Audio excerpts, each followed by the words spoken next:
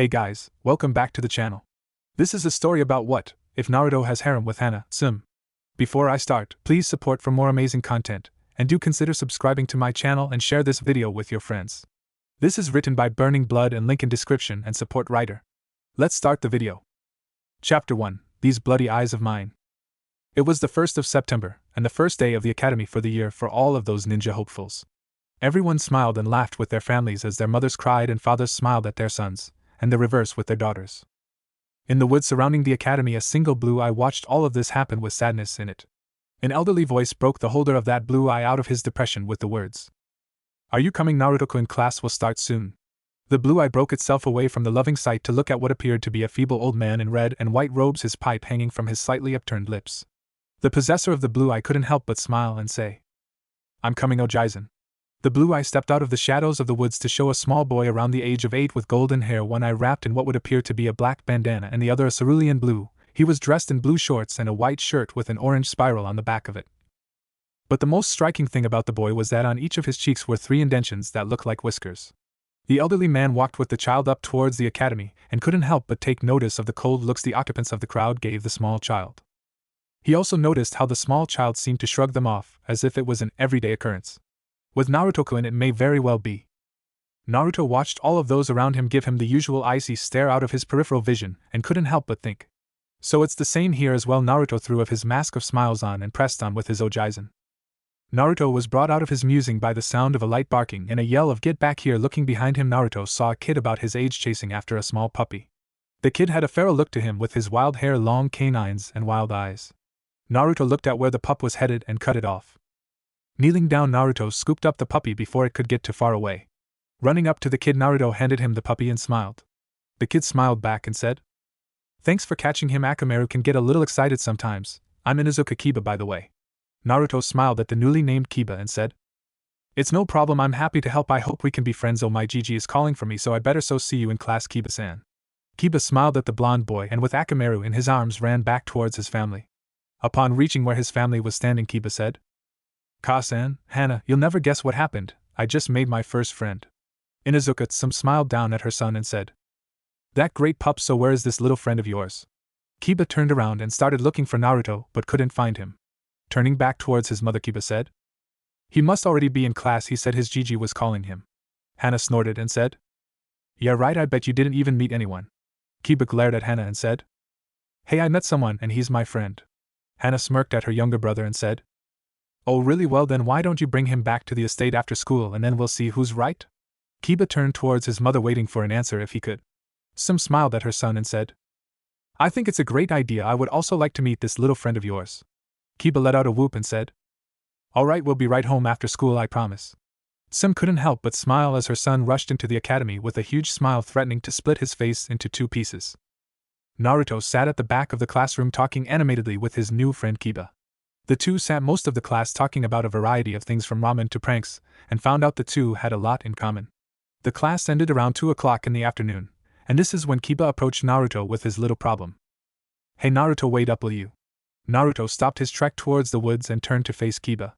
Kiba ran up to Naruto's side and said, "Hey man, I was just wondering if you would like to go over my clan estate for lunch today." Naruto smiled at Kiba and said, "Sure, I'd love to." Kiba smiled and shot off into the woods, Naruto right on his trail. Kiba landed right outside of the estate a good 30 minutes later with Naruto right behind, not even out of breath. Kiba turned towards Naruto with a smile and said, "Man, how do you have so much stamina, my Kami?" Naruto chuckled and answered with a simple, "Practice." Shaking his head, Kiba turned and opened the clan house door. Stepping inside with Naruto right on his tail, Kiba yelled, "Mom, I'm home and I brought a friend." Kiba heard a distant yell of "No way" and couldn't help but chuckle at his sister's dismay. Kiba smiled as he saw his mom and sister walk into the room and said, "Mom, Hana, I'd like you to meet my friend Naruto." "Naruto, this is my mom and sister Hana." Tsume stared down at the young blonde-haired boy with disgust. Why did it have to be him? Naruto stared into Tsume's very familiar golden eyes that held such hatred for him. Naruto unconsciously took a step back when he heard an even more familiar growl come from behind her. Breaking his eyes towards the growl, Naruto saw Tsume's companion Kuramaru. Naruto stared into the feral golden eye of his and shuddered. Kuramaru let out a growl so low only Naruto could hear it and said, "What are you doing in my den, fox demon?"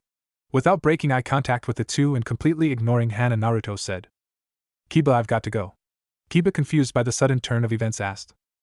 Why, you said you would have lunch with us? Naruto turned his head but not his eyes, gave Kiba a small apologetic smile, and said, I suddenly remembered that I have to help Gigi with sorting out some files, so I'll see you at school tomorrow, okay? And with that he was off out of the house and off of the Inuzuka estate in less than 1 minute. The next day at the academy, Naruto sat in the back of the class alone, listening to the teacher lecture about what chakra is and how it works. Naruto looked down a couple rows to see Kiba sitting next to the Abirame child. Kiba had come in this morning with his arm in a cast covered in bruises and had both of his eyes blackened. He passed by Naruto as if he weren't even there, and refused to speak to him even when Naruto tried. Naruto couldn't help but sigh at this and think, I should have known this would happen. I can't have friends. Isn't that what the lady at the orphanage said when she kicked me out? I should have known better. After class ended, Naruto shot out the door and towards the Hokage tower. Climbing in through the window of his Gigi's office, Naruto stared at the pile of papers the Hokage was working on. The elderly man looked up from his work to see Naruto sitting on the floor under his window waiting to be noticed. Smiling at the boy, Sarutobi asked, Naruto-kun, what brings you here so early? You know I can't bring you to get ramen until later. Naruto gave a soft smile to the old man that had always been there for him and said, I'm not after ramen this time, Gigi. I wish to withdraw from the academy. Now this worried the old monkey. Looking at the young orphan, he asked, Now why would you want to do that? I thought you wanted to be Hokage, and the only way to do that is to be a ninja, Naruto-kun. Naruto gave Sarutobi a sad smile and said, I still wish to be a ninja, I just don't want to attend the academy. Sarutobi was about to go into a lecture when Naruto said, And don't try and say that the only way to be a ninja is to go through the academy, because I know damn well it isn't. Sarutobi raised an eyebrow at this. Naruto, seeing his confusion, said, Do you remember when I was 4 and you were teaching me to read? Sarutobi nodded at this. Naruto smirked and said, Do you also remember when I got into your secret stash and started to read your book and how you took it away and replaced it with a scroll from your desk? Again Sarutobi nodded, this time with a blush. Well, that scroll just happened to be a letter to one Mr. Hyuga Hayashi about not having to put his youngest daughter into a school full of ruffians, as he called it, explaining ways that she could become a ninja without having to participate in the academy. One way is for the person to just pass the academy exam. Another, however, is if that the person can prove to the Hokage themselves that they are ready in body and mind enough to be a ninja. Those who take and pass the second option are awarded the title of Tokabetsu, special, genin, in whatever subject the Hokage deems suitable. Now then, you were going to say, Gigi? Sarutobi sighed at the boy's persistence and said, I don't agree with this decision, Naruto-kun. I mean, what about all of the friends you could make if I pulled you out now? Then you wouldn't have any social interaction with others. At this, Naruto snorted and said, Gigi, let me tell you a little story, and with that he relayed what had happened yesterday and earlier this morning in very fine detail.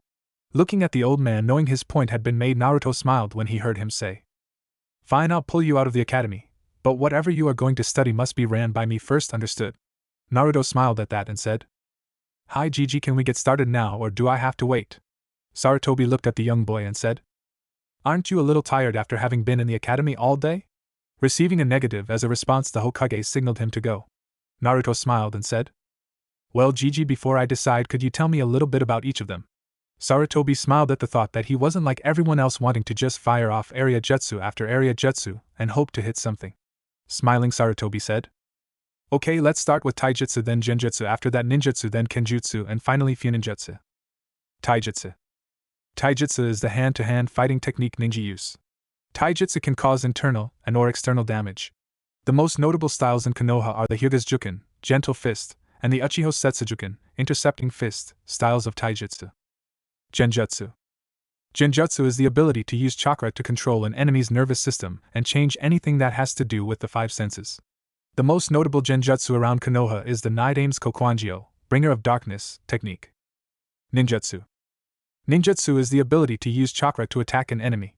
The most common way of doing this would be to convert the chakra inside of the body into an element, and using that element to attack the enemy. The most notable ninjutsu around Konoha is the Yandame's Rasengan, spiraling sphere, and Hatake Kakashi's Raikiri, lightning edge. Kenjutsu. Kenjutsu is the use of swords or other usually bladed weapons in a fight. Weapons can range from kunai and shuriken to katanas and sometimes custom weapons.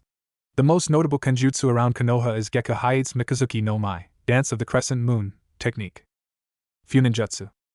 Funinjutsu is the ability to use chakra and an inscription written usually in blood to seal something away. Whether that thing be a sword into a scroll or chakra into a weapon or even a demon into a huma. Naruto stared at his Gigi, wondering why he got quiet. Raising his eyebrow at him, Naruto asked, What was that last part, Gigi?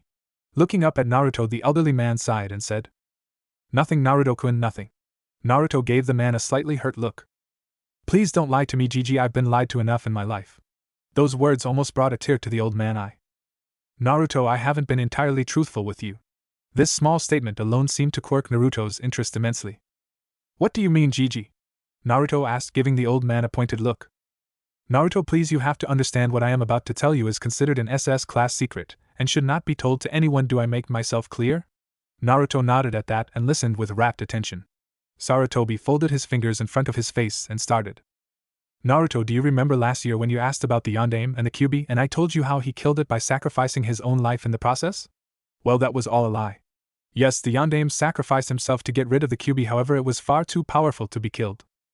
Instead, the Yondaime took his only son and sacrificed himself to seal the Kyuubi into this newborn child's chakra coils. The Yondaime asked for this child to be seen as a hero, however only a few saw him as that. That child now has blonde hair and one cerulean blue eye. That child is you, Naruto." Naruto sat in silence as all of this information seemed to wash over him. Naruto looked at the older man and asked, What about my mother?" Sarutobi couldn't look at the blonde when he was asked that. "I'm sorry, Naruto-kun, but your mother thought like most of the village, I'm afraid.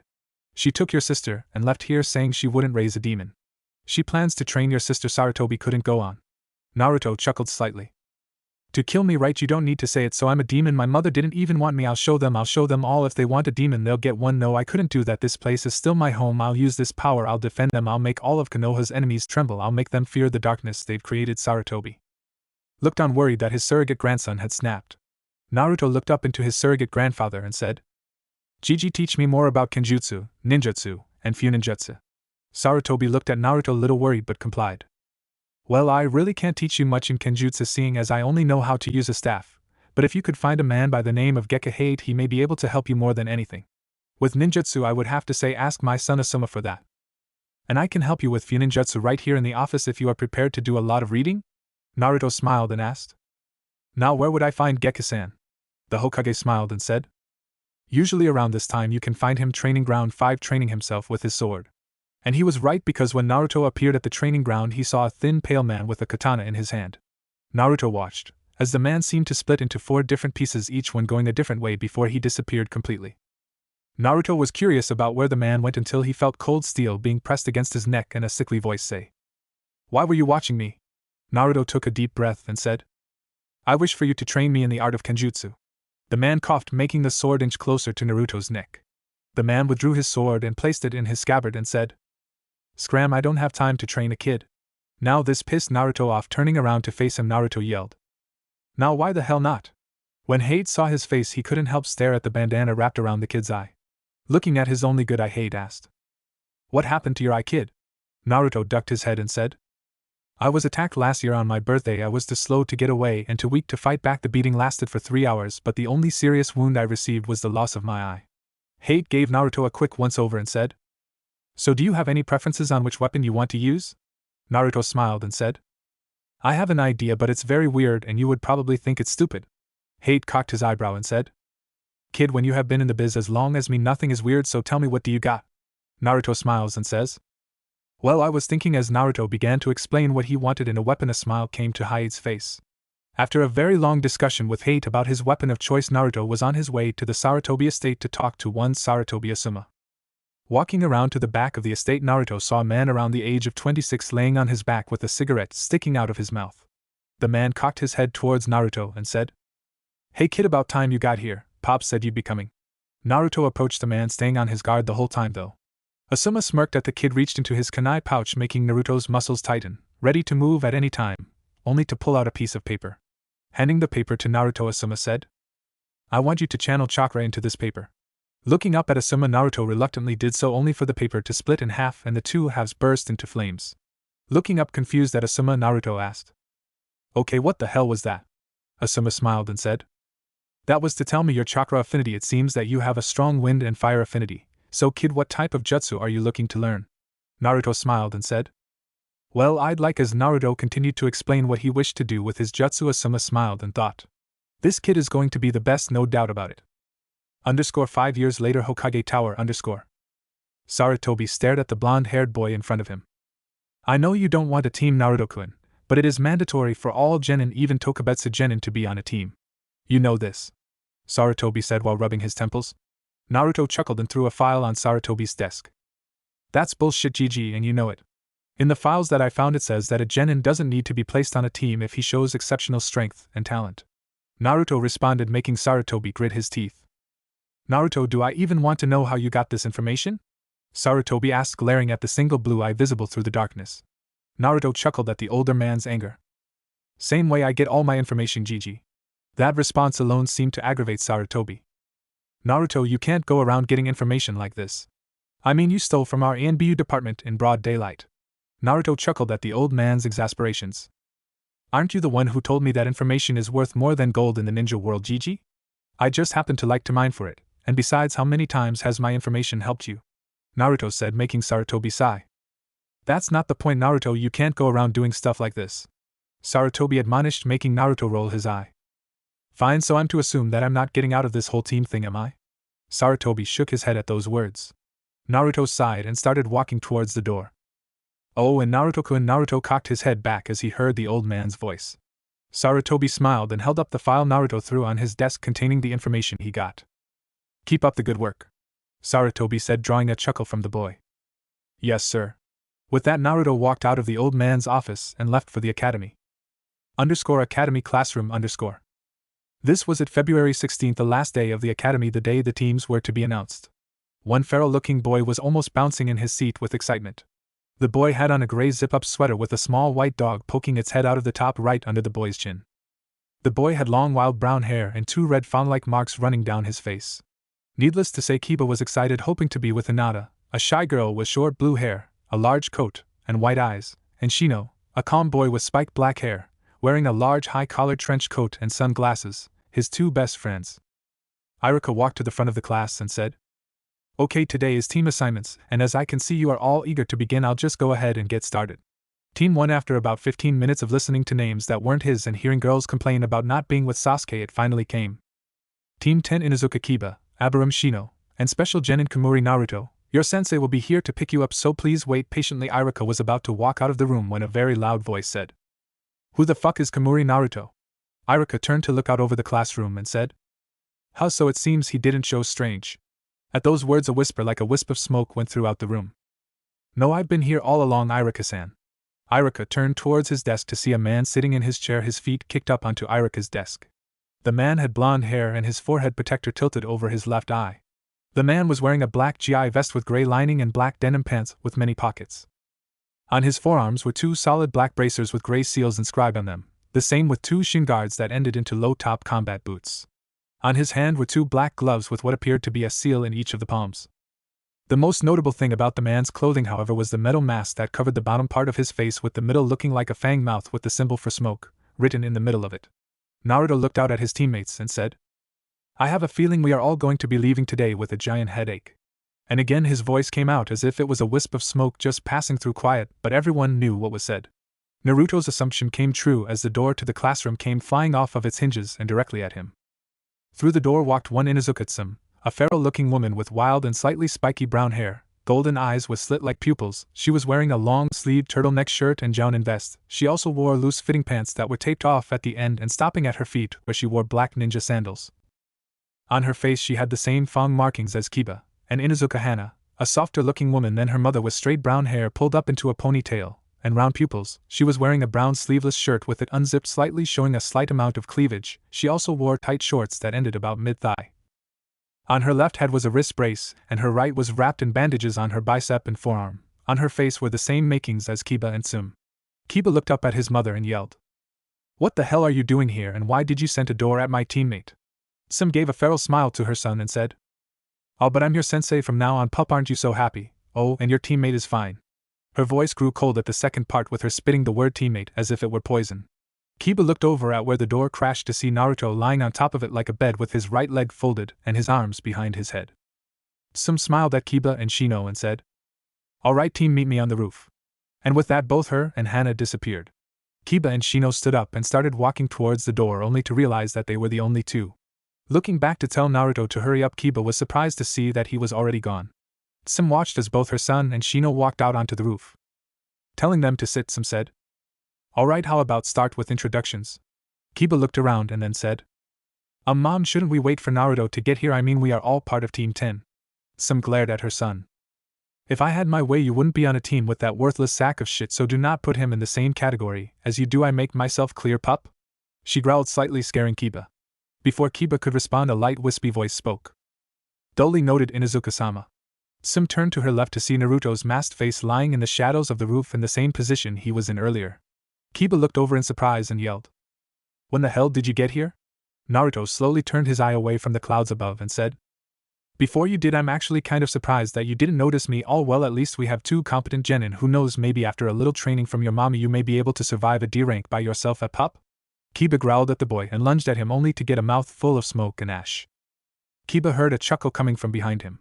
He turned around to see Naruto walk up the stairs as if he had just gotten there.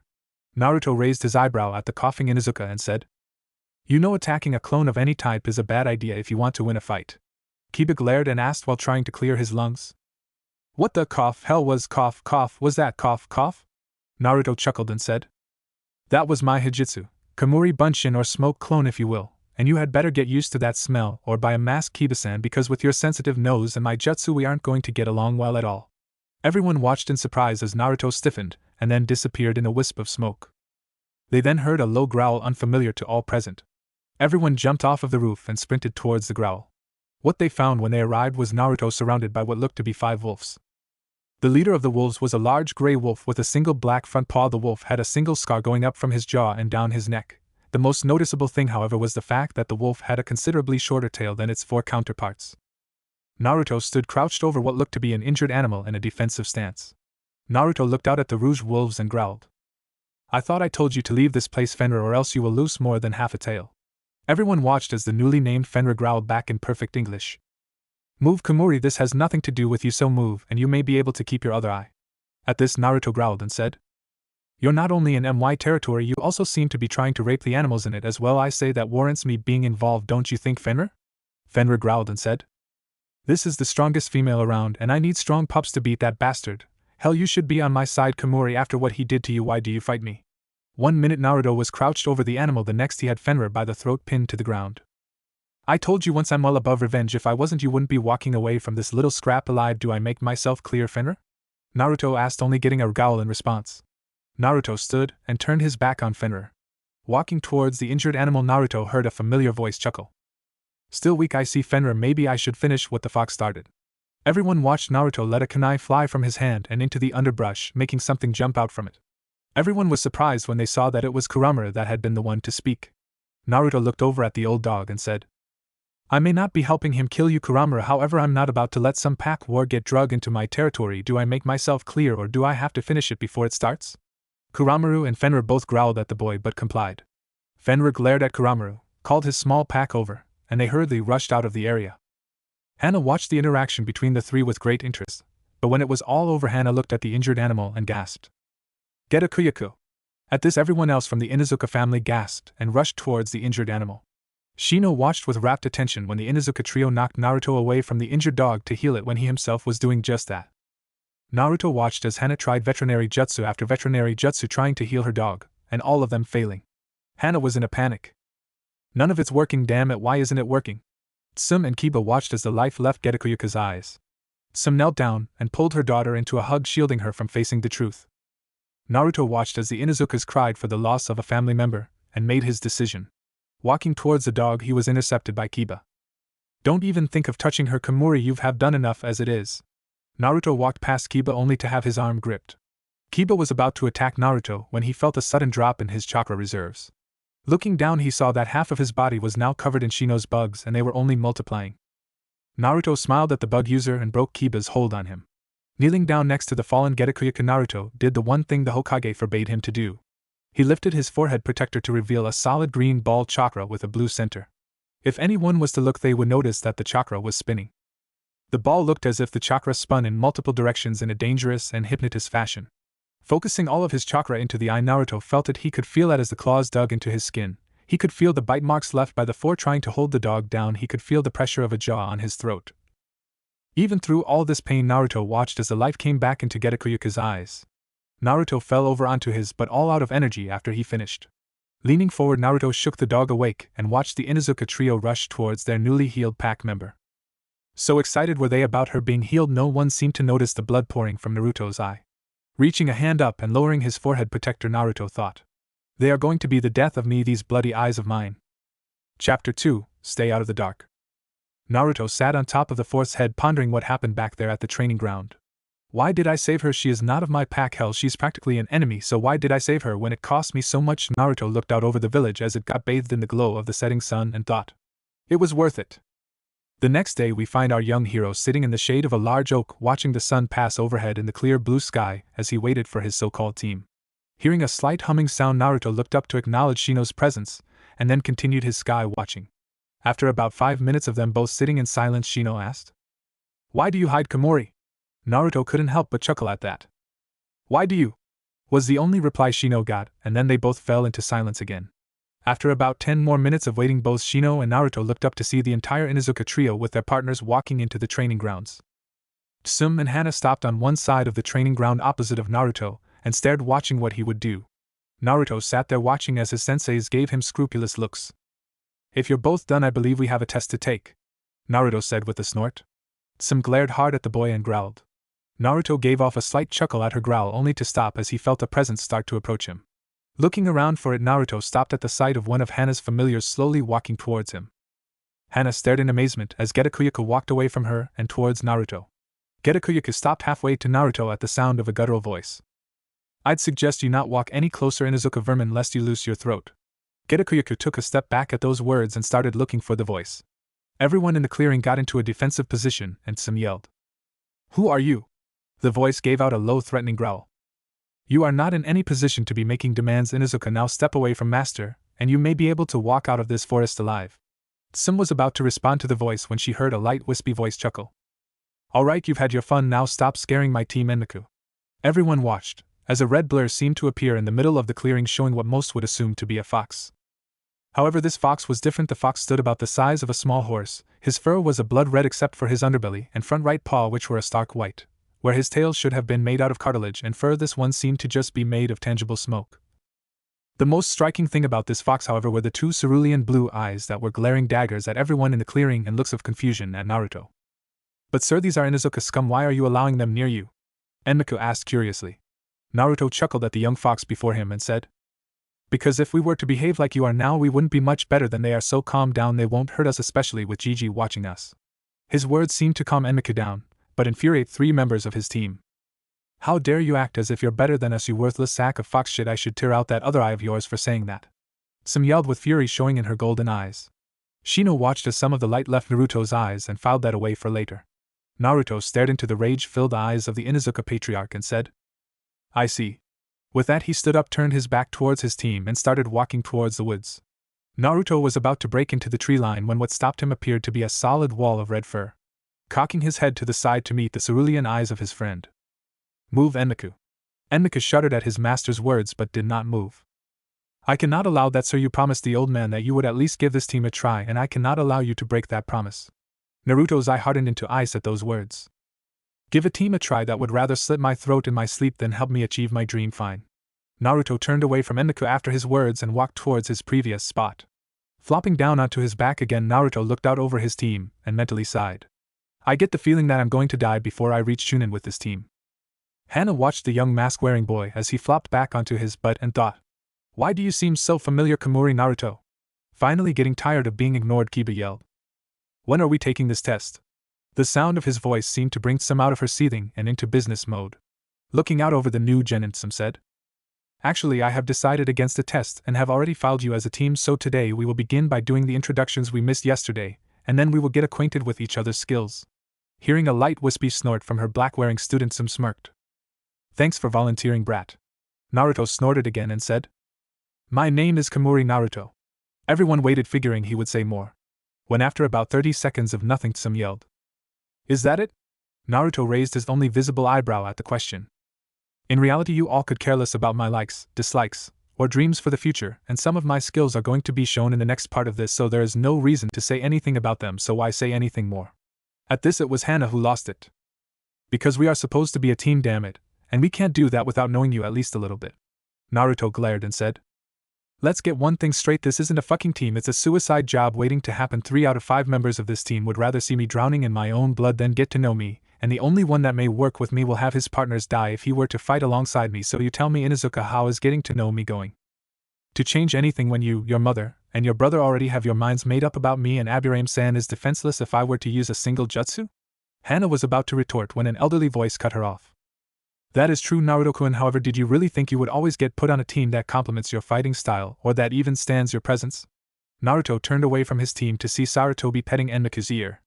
Naruto looked the old man in the eye and said, No, however, I figured that you would have had more than enough sense than to put me with those 3. Hell, I'd take the faggot Uchiha over these 3.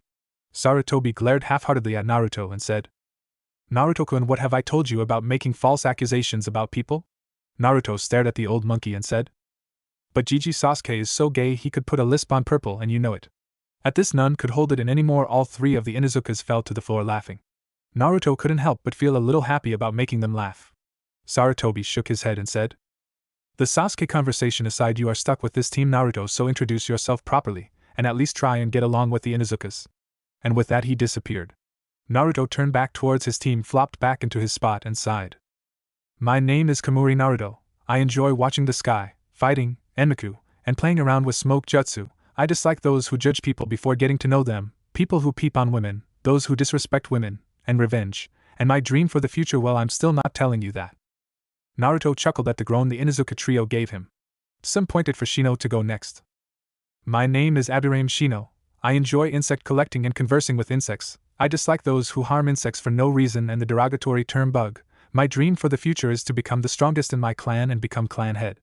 Some pointed towards Kiba and said, Go. My name is Inuzuka Kiba and this is Akamaru. I enjoy red meat and hanging out with Akamaru and my 2 best friends Shino and Hinata. I dislike people who think they are better than everyone else. Looks at Naruto only to get a shrug in return. And Saki team, my dream for the future is to become the head of my clan. Hana smiled at her little bro and said, My name is Inuzuka Hana and these are my partners Gedakuyaku, Antidote, Dokuyaku, Poison, and Guken, Health. I enjoy hanging out with my 3 partners, Veterinary Jutsu, my clan, and Animal Lovers. My dislikes are people who hurt animals for no reason, conceited people, and perverts. My dream for the future is to find a mate who all of my partners and my family would trust with their lives. Tsum snorted at her daughter's sappy introduction. My name is Inuzuka Tsume and this is Kuramaru. I like my clan, I dislike perverts, and my dream is to help my children obtain their dreams now. You know it's impolite to make us introduce ourselves and not do so yourself? Everyone turned towards the voice to see Naruto giving Tsum a blank stare. Kiba gave Naruto a confused look and said, Hello Kamuri, did you miss the last 2 minutes or something she just did? This time it was Shino who said something. No Kiba, she did not. All we really learned was her name. Naruto smiled unseen under his metal mask and said, What was all that about being a team and having to know each other? Kiba, still confused, asked. What the hell do you mean? Naruto looked at Kiba with a raised eyebrow. Please tell me you are not really this stupid Inuzuka. She's clan head, so saying she likes her clan is a given. Most women dislike perverts. And she's a mother, so her dream is kind of a given as well, so all she really gave us was her name. Some smirked at her students. I'll make you cute little Genin a deal. We fight you 3 against Hana and I. And if you're able to land a hit on me, I'll tell you about myself. The more you hit me, the more info you get starting now. And with that, Tsum and Hana disappeared. Naruto watched as Kiba and Shino started looking around for the 2 feral women. Sighing slightly at their inexperience, Naruto said, Sit down. If you go after her alone like you planned, Kiba, you'll get your ass kicked faster than you could think, although not a big accomplishment. And Shino, they will be able to pick up the scent of your partners too fast for you to actually do anything with them but get them killed. Shino raised an eyebrow at the young Cyclopes but did as was asked. Kiba, however, was not going for it. What would you know, Kamuri? I'll go out there and kick the shit out of those 2 easy. Kiba said and jumped out of the clearing after his mother and sister. Rubbing his temple, Naruto looked over towards Shino. How long do you think it will take before Kiba gets his ass handed to him? Naruto asked, gaining a raised eyebrow from the Aburame. Given Kiba's brash nature, I'd have to assume not too long. Shino responded, making Naruto nod his head. Getting to their feet, Shino and Naruto shot into the woods after their thick-head teammate. When they arrived at the clearing that held the 3 Inuzuka, Naruto couldn't help but sigh. Tell me, Shino, does he even realize he's outnumbered, outmatched, and half their size? Naruto asked, making the Aburame shake his head slightly. I'm more worried about the fact that he does in fact know, and he still isn't even thinking of a way to outsmart them. Shino said, making Naruto sigh again. I have a lot of work to do on that, kid, Naruto said and relaxed in the branches of the tree, making Shino raise an eyebrow. Wouldn't it be in our best interest to help our teammate Komuri-san? Shino asked, making Naruto chuckle. We will, but if we jump in now then he won't learn anything. Take a seat and enjoy the show. I'll stop it when I feel Kiba has learned his lesson, Naruto said, making Shino nod and lean against the tree he stood in. Down in the clearing, Kiba stared at the two women that stood on the other side of the clearing petting their dogs, acting as if he didn't even exist. Hey, don't ignore me! Kiba growled, making the two other nin raise an eyebrow. Just you? Seriously, pup? Hana, you want to take this one? Tsume said, never stopping her petting of Kuramaru. Hana sighed at her mother's words. Not really, but I guess I will, she responded and sent her dogs to go lay down. Kiba, seeing this, growled. What the hell, sis? Not even going to use your dog? Kiba said, confused. Hana folded her arms and smirked. For you, pup, I won't need him, Hana said, offending Kiba greatly. I'll show you. Come on, Akumaru. Jujin Bunshin, beast human clone, Kiba yelled, transforming Akumaru into an exact replica of himself. Hana smirked as she saw her little brother and his clone rush at her. Once they were in range, both Kiba and Akumaru drew back for a punch. Neither got to follow through, however, as Hana lashed out with a kick, sending Kiba into the air. After she disposed of Kiba with the force of her spin, she brought her foot down onto Akumaru. Up in the tree line, Naruto whistled. Impressive, what do you think, Shino? Naruto asked, making Shino nod his head in agreement. Yes, it seems that Kami favored us when they were chosen as our senseis. Naruto chuckled at that response. Shino, you really don't get how this village works, do you? Naruto said, making Shino raise an eyebrow. I don't seem to understand, Komuri-san. Naruto chuckled at that. Of course you don't. Shino, allow me to give you some advice that someone very wise and powerful once gave to me. In the ninja world, information is worth more than gold. In war, it is who has the better information is the winner. In battle, it is who was informed of his opponent best. However, outside of battle, information is just as important. In this village, the Hokage has the most power simply because he has the least amount of information that can be used against him. However, should someone find out something about the Hokage that he doesn't want known, then they could use that to get something done. Naruto explained, making Shino raise an eyebrow. Blackmail? Shino asked, making Naruto chuckle. To civilians, yes, it's blackmail. To ninja, however, it's called bartering. I have information you want, you can do something I want. That is the true way the ninja world works, Shino, so remember that. It isn't about who has the better jutsu, and who is stronger and faster. It all comes down to who has the better information. Now pay attention, Kiba's about to do something stupid, Naruto said, flicking his head towards the clearing. Picking himself out of the tree his sister sent him into, Kiba growled. Damn it. I just can't seem to get close to her. Looking over, Kiba saw Akumaru pick himself up off the floor. Hey little buddy, looks like it's time for drastic measures, Kiba said, drawing a small growl from Akumaru. Smiling at the tiny white dog, Kiba started running towards his sister while doing hand signs. Gutsuga, dual piercing fang, Kiba yelled, and he and Akumaru started spinning, creating two small vortexes that headed towards Hana. Hana smirked at this. Okay Kiba, fine then, let's play. Gutsuga, Hana said, and spun into a twist to herself. Shino was about to jump in, only for Naruto to stop him. Not yet, Shino, Kiba still hasn't learned. Don't worry, I'll get him out before anything serious happens, Naruto said, making Shino throw him a speculating look, but complied. Naruto watched as Hana's overpowered Akumaru's Gutsuga and sent him into the ground. He smirked, however, when he saw the feral girl come up behind Kiba and grabbed his feet, stopping his own rotation, and threw him in the air. As he saw the girl go back into her jutsu and head towards Kiba, he sighed. Well, I've seen enough, Naruto said. Hana smirked as she saw Kiba falling directly towards her attack just as she was about to hit him, however he seemed to disappear in a small tornado of smoke. Flipping herself out of the Gutsuga, Hana coughed up all the smoke she just ran through. Landing, Hana looked around only to notice that Akumaru was gone as well. When did the little shit learn that? She asked herself between coughs. Back in the clearing, the group started and we see Naruto dropping Kiba on his ass with Akumaru in his lap. Turning his single eye onto the feral boy, Naruto sighed. After this test, I'm so buying you a leash. Okay, so pup, what did we learn? Naruto said condescendingly, making Kiba glare at him. Okay, fine. So then if our plans wouldn't work, what have you got, Komuri? Naruto smiled at the two and said. Well, I was thinking something along the lines of this. Tell me, Mutt, can you piss your mother and sister off? I mean, pissed enough for them to chase you? Naruto asked, gaining a raised eyebrow from the feral boy. Yeah, but why? Kiba asked, making Naruto smirk. Good, then I need you to go find them and lead them back to this clearing, am I clear? Seeing Kiba nod, Naruto smiled. Good, and leave Akumaru here, I need him for another part of the plan. Shino, tell me, how good are you at stealth? Naruto asked, making Shino raise an eyebrow. Although I'm not as good as you, it seems. I am rather proficient, Shino responded, making Naruto chuckle. Good, then I need you to take these. Naruto pulled 2 tags out from inside his vest, and when I signal you I need you to place them on the backs or chests of the 2 Inuzukas. Got that? Naruto explained, making Shino nod. And what will you be doing in all of this? Kiba asked, making Naruto smile. Me? I'm going to provide cover, escape, and scare tactics. Naruto explained, making the other 2 confused. Naruto watched as Kiba smiled and Shino contemplated on his plan.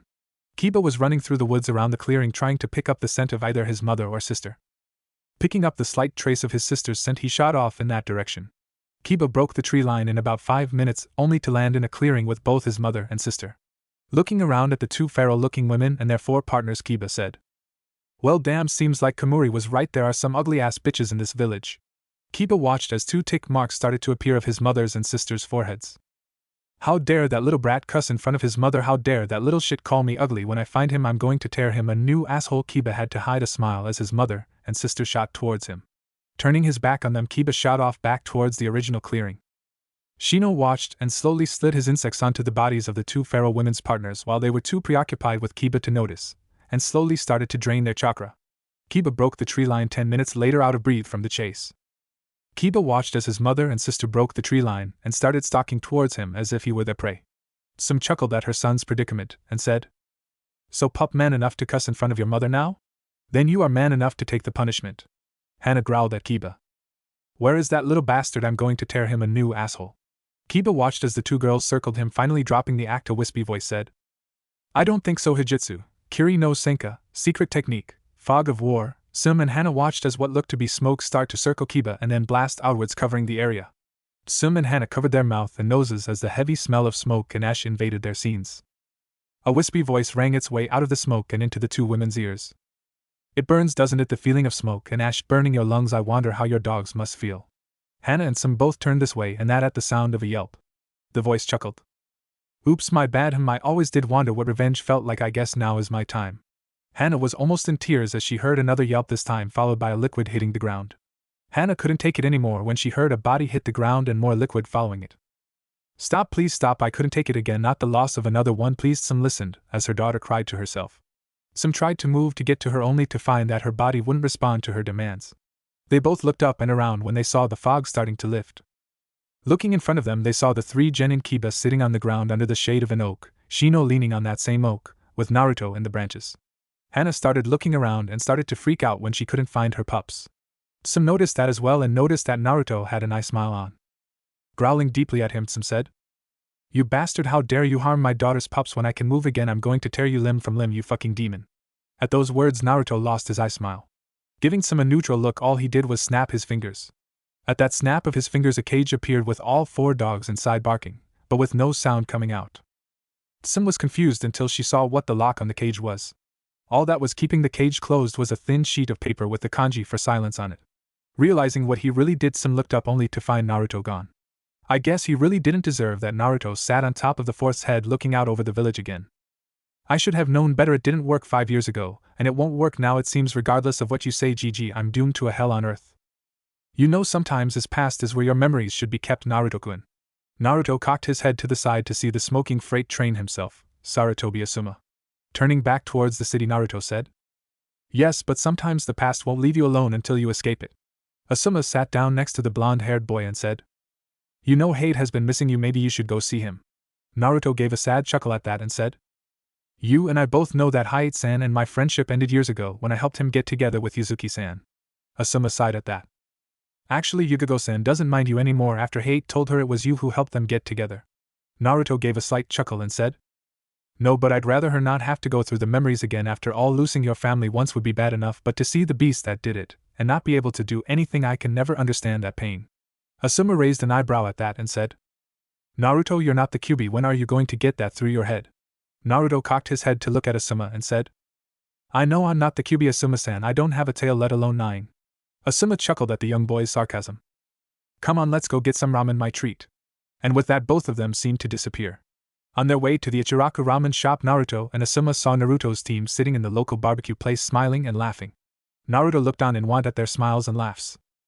"So that is what it's like to have friends." Asuma watched as Naruto's eyes shone with need. Leaning down, Asuma whispered, "Do you want to join them, Naruto-kun? They are your team after all?" Naruto stared at his team for another minute and then said, No, Asuma-san let them enjoy their time together. Asuma shook his head but followed Naruto to Ichiraka's anyway. After about 15 bowls of ramen and a still unseen face later, Naruto was on his way home. Naruto walked into his home to see freshly destroyed belongings. Grabbing his hidden sleeping bag, Naruto started walking towards the forest. Finding his old campsite, Naruto set out his sleeping bag and got ready for bed. You know, you could always ask to stay with the old man if you needed a place to stay, sir? Naruto smiled at the sound of his old friend's voice and said, No, I will not, both GG for such menial things like having to sleep on the ground. Enmiku stared at his master in disbelief. What have you been through, master, that you won't tell even me? The next day we find our hero in the same place as the day before, sitting under an oak watching the sun pass overhead. And so the newly started ritual of greeting continued. Tsume smiled at her students and said, Okay team, time for our first mission, so let's head on over to the Hokage Tower and let's get started. Kiba gave out a loud whoop at the thought of a mission, while Shino gave a rare smile, and Naruto was bored. Walking into the Hokage's office, Naruto smiled at the old man. The Hokage smiled back at Naruto and said, Now then, for Team 10 we have Pain and Old Lady's house, helping clean the academy, helping get Kakashi out of bed. If you say one more D-rank mission, GG, I'm going to shove your Ika Paradise book so far up your ass you'll be able to turn the pages with your tongue, Naruto said with a glare.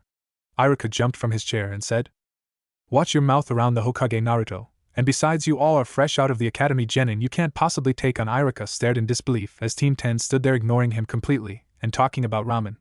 Sarutobi chuckled at that and said, Fine, send in Tazuna.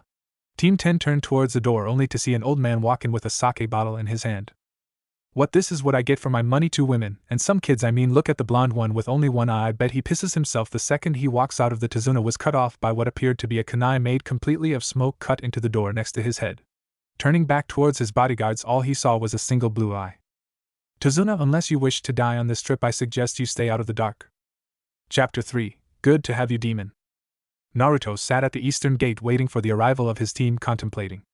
So my first official mission as a ninja, and outside of the village, this should be fun. Catching the slight whiff of smoke and forest, Naruto smirked.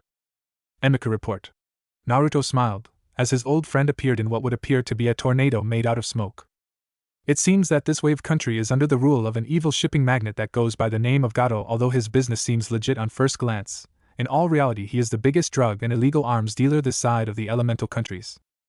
He has also been known to take out any opposition by hiring missing nin to get rid of them, and then he is also known to hire more missing nin or bandits to get rid of those missing nin, and so on and so forth. That is all the information I could obtain on Wave Country, sir. I'm sorry I couldn't do more. Naruto smiled at his old friend and said, You have done more than enough, Enmika. Thank you. Now then, I want you to follow our group a good 30 feet behind, but keep your ears peeled for any sign of our needing help, understand? Enmika nodded and then disappeared in the same tornado of smoke. And so the usual greeting started with Shino showing up first, followed by the Inuzuka trio, but this time following the Inuzuka was the client Tazuna. Some looked at her genin and couldn't help but notice how relaxed Naruto seemed to be. Okay genin, we are going to travel in a pentagon formation. Kamuri, you take lead, Kiba and Shino take middle, whilst Hana and I will take up the rear. Naruto chuckled at the wording but did as was told. Naruto watched as Kiba started bouncing on the balls of his feet and snickered. If you had to piss, Kiba, you should have gone before we left, or use a tree, but I'm not stopping, so you better hurry up. Kiba glared at the snickering genin. I don't have to piss pee, I'm just excited. This is my first time out of the village, isn't it yours? Naruto cocked his head to the side and said, No, it's not, so for the sake of this mission and everyone here, both you and Shino get one thing straight. Out here it is survival of the fittest. Any rank you earned in the academy doesn't mean shit out here, so wise up and pay attention, or else this place will be your grave site. With that, Naruto looked back towards where he was going and continued on down his trail. Unseen by the 3 genin, the 2 in the back seemed to freeze at his words. But how he looked so much like. _flashback_. A short blonde-haired man turned towards his only female teammate and said, Some either wizen up and realize that clans don't mean shit out here, or this place will be your grave site. _flashback_. Hana turned towards her mother and thought, That speech was amazingly close to the one my mother gave me, but how would he know it? Shaking themselves out of their stupor, the 2 Inuzuka followed closely behind the 3 genin. Naruto's eyes flickered to what most would assume to be a small puddle in the middle of the road, but Naruto knew better. Giving off a slight chuckle, Naruto said, Still using the same genjutsu, huh? No originality, all well. As those words left his mouth, 2 ninja appeared where the puddle used to be. Naruto chuckled and cocked his head to the left to get a good look at them. Well, if it isn't the not-so-infamous demon brothers, so what are your plans with the bridge builder? Gato must have paid you a pretty penny if you risked going up against me to kill him. The rest of his team watched as Naruto challenged and taunted two C-rank ninja as if it were nothing. You may have caught us off guard last time, Kamuri, but this time you're dead. Naruto chuckled and said. Oh please, it's not my fault that you couldn't stand the heat. Oh, and by the way, Hijitsu, Kiri no Senka. His team watched as a familiar tornado of smoke surrounded Naruto and barely had time to cover their noses and mouths as the smoke blasted outwards, covering the entire field. Everyone started twisting and turning as they heard a dark, wispy voice float into their ears. Darkness is amazing. It has the ability to shield you from the things you're scared of, or the ability to shield the thing you're scared of from you, as the case may be. The demon brothers twisted and turned, trying to locate the voice. Do you really think you are going to find me like that? You disappoint me, demon brothers. If that is all you have. Their eyes widened as the blonde-haired genin appeared in front of them, a hand on each of their chests. Naruto smirked. Then you're already dead. Naruto disappeared into the darkness of the smoke again. His team watched in amazement as the smoke seemed to move to the side of the path, allowing them to see what was happening. Naruto stood leaning against a tree with the demon brothers in the middle of the path, frozen where they stood. In the middle of their chest was placed a small tag. Naruto chuckled and slowly walked over to them. Well, now looks like you got caught in my trap, my dear little missing nin. So tell me, who hired you? The first brother growled. We ain't telling you shit, Phantom. Naruto chuckled. Tsume grew confused. Phantom? The brother smirked. Are you telling me you have no idea who this is? Guzo said, flicking his head towards Naruto. Naruto glared at the brothers. Guzo smirked. Your new teammate is rather famous among bandits and low-ranking missing nin. He is known as Kamuri no Genigan. He took out the largest human slavery ring in the elemental countries all by himself, killing 150 bandits, as well as 11 D-rank and 3 C-rank missing nin, all in under 10 minutes. Naruto's team gasped as turned their gaze towards him. Guzo chuckled again. The survivors of the battle spread word of the single eye that stared out at them through the darkness. An eye that spun with rage and death. No one knows what color it is truly, but we all know that under that headband he holds the eye of a phantom. Naruto chuckled and glared at the demon brothers. And you would do well to remember that you are not above my ability to kill, especially with those tags on your chest. The demon brothers looked down at their chest and saw a small tag with a very intricate seal array written on them. Naruto smiled at their confusion. Those little beauties are of my own design. They are called Chunin, Dushu, or body block seals. The demon brothers glared at Naruto. What do they do? Naruto chuckled. Do I look like a comic book villain to you? With that smoke covered the area again, his team had no idea what was going on, but from the screams that the demon brothers let out, it wasn't pretty. As the smoke slowly started to dissipate, Team 10 looked around trying to find some form of evidence that there was a fight, only to see a completely clean clearing. Are you coming or not? Because if you aren't, then there really isn't any reason for me to wait for you. Turning towards the voice, Team 10 saw Naruto leaning up against a tree with his arms crossed over his chest. Tsume glared at him. You fucking brat, now we don't know who they were after. Naruto rolled his eyes. If you really don't know, then you are dumber than you appear to be, and that's pretty dumb. Without another word, Naruto turned and started walking towards the path. After about 5 minutes of walking, a voice broke the silence. Kamuri-san, is what that missing nin said true? Naruto turned toward Shino and raised his uncovered eyebrow. The missing nin said a lot of things. Which part do you want clarified? We want to know if you really killed all those people? Kiba growled out. Naruto glared at the young Inuzuka.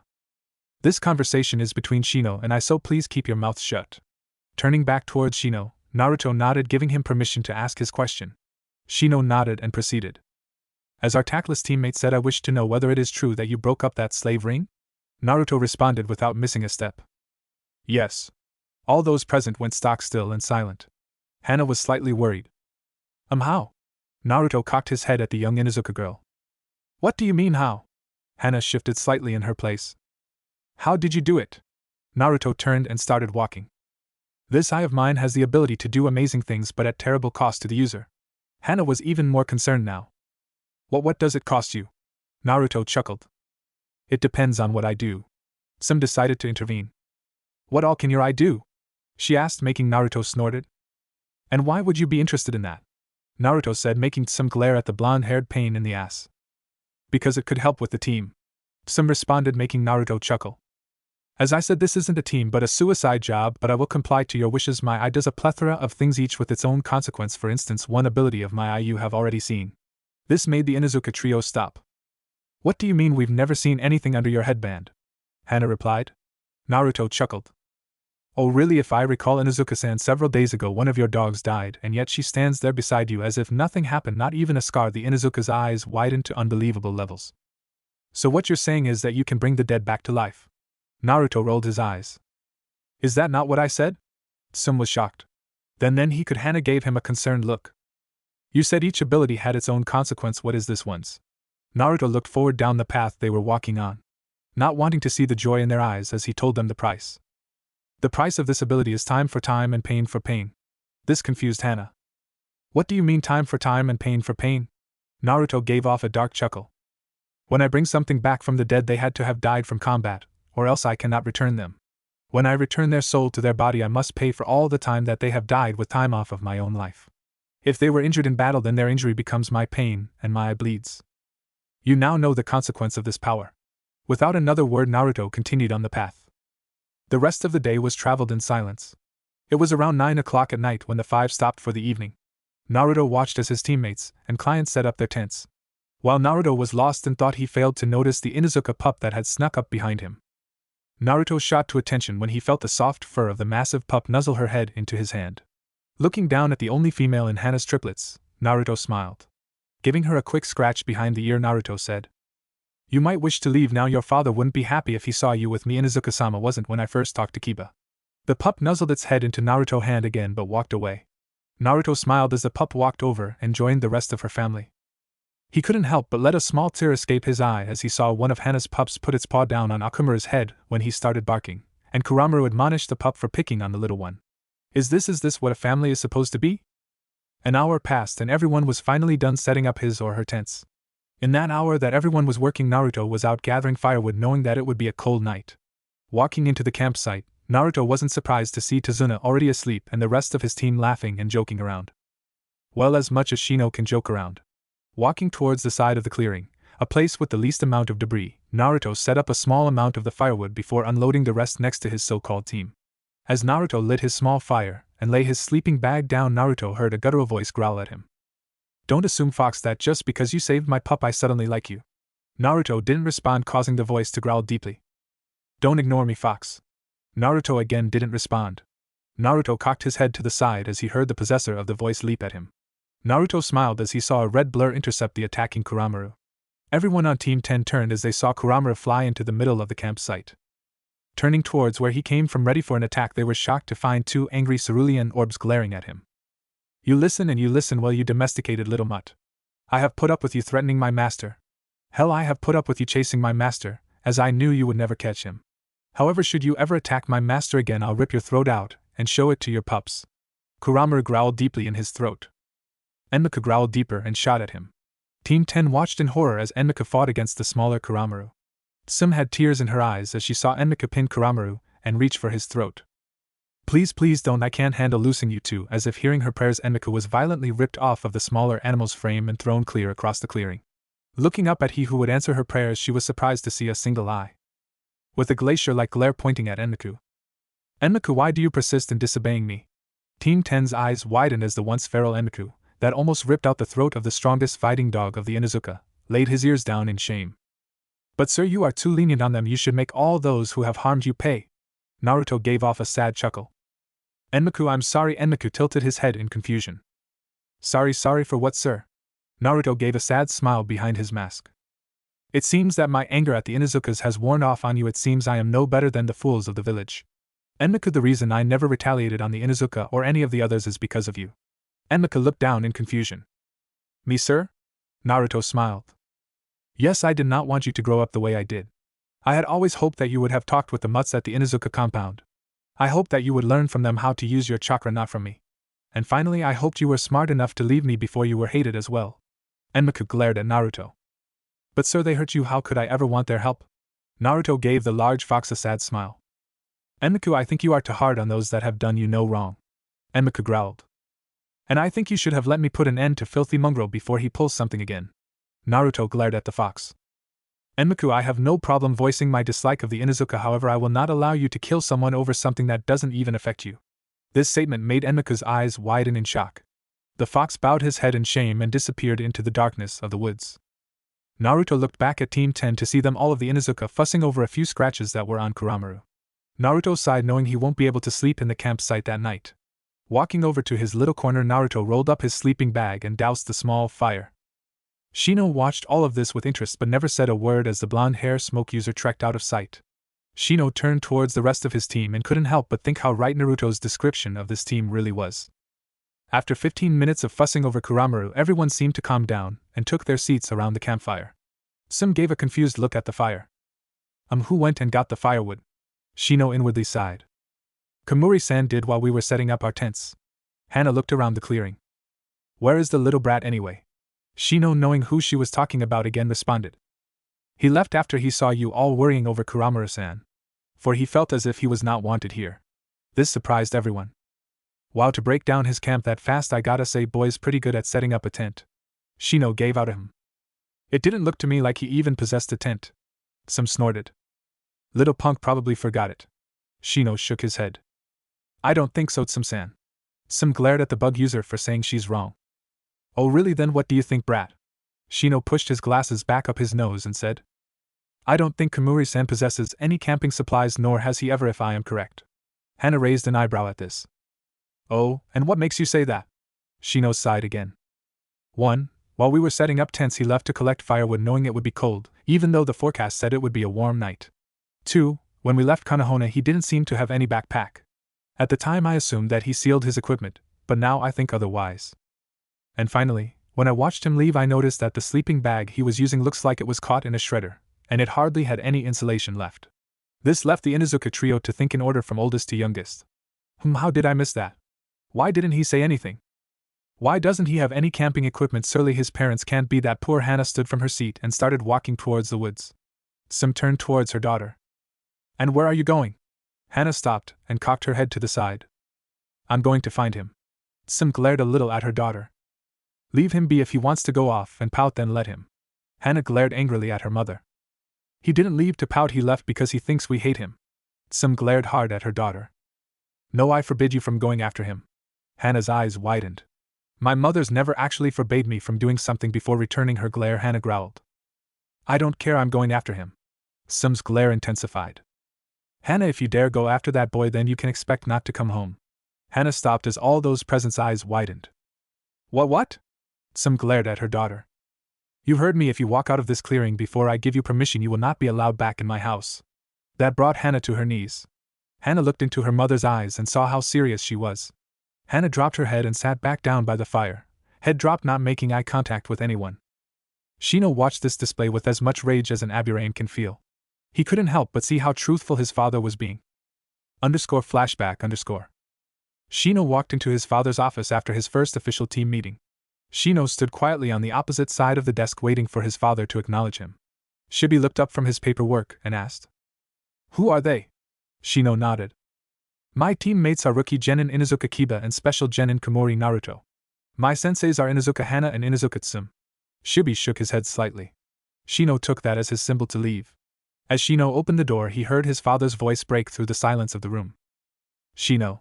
The younger Aburame turned his head. That boy Komori, look out for him. Shino raised an eyebrow. Why? Shibi gave a small sigh. Because no one else will. _flashback and_. And now, seeing the way the Inuzukas were treating him, he understood. Standing from his seat, Shino made his way towards the forest. And where do you think you're going? Shino didn't even turn around. I am going to find my teammate, as it seems I am the only one he has. Without another word, Shino broke the tree line and disappeared into the forest. Hana stood from her seat silently at his words and made her way into her tent.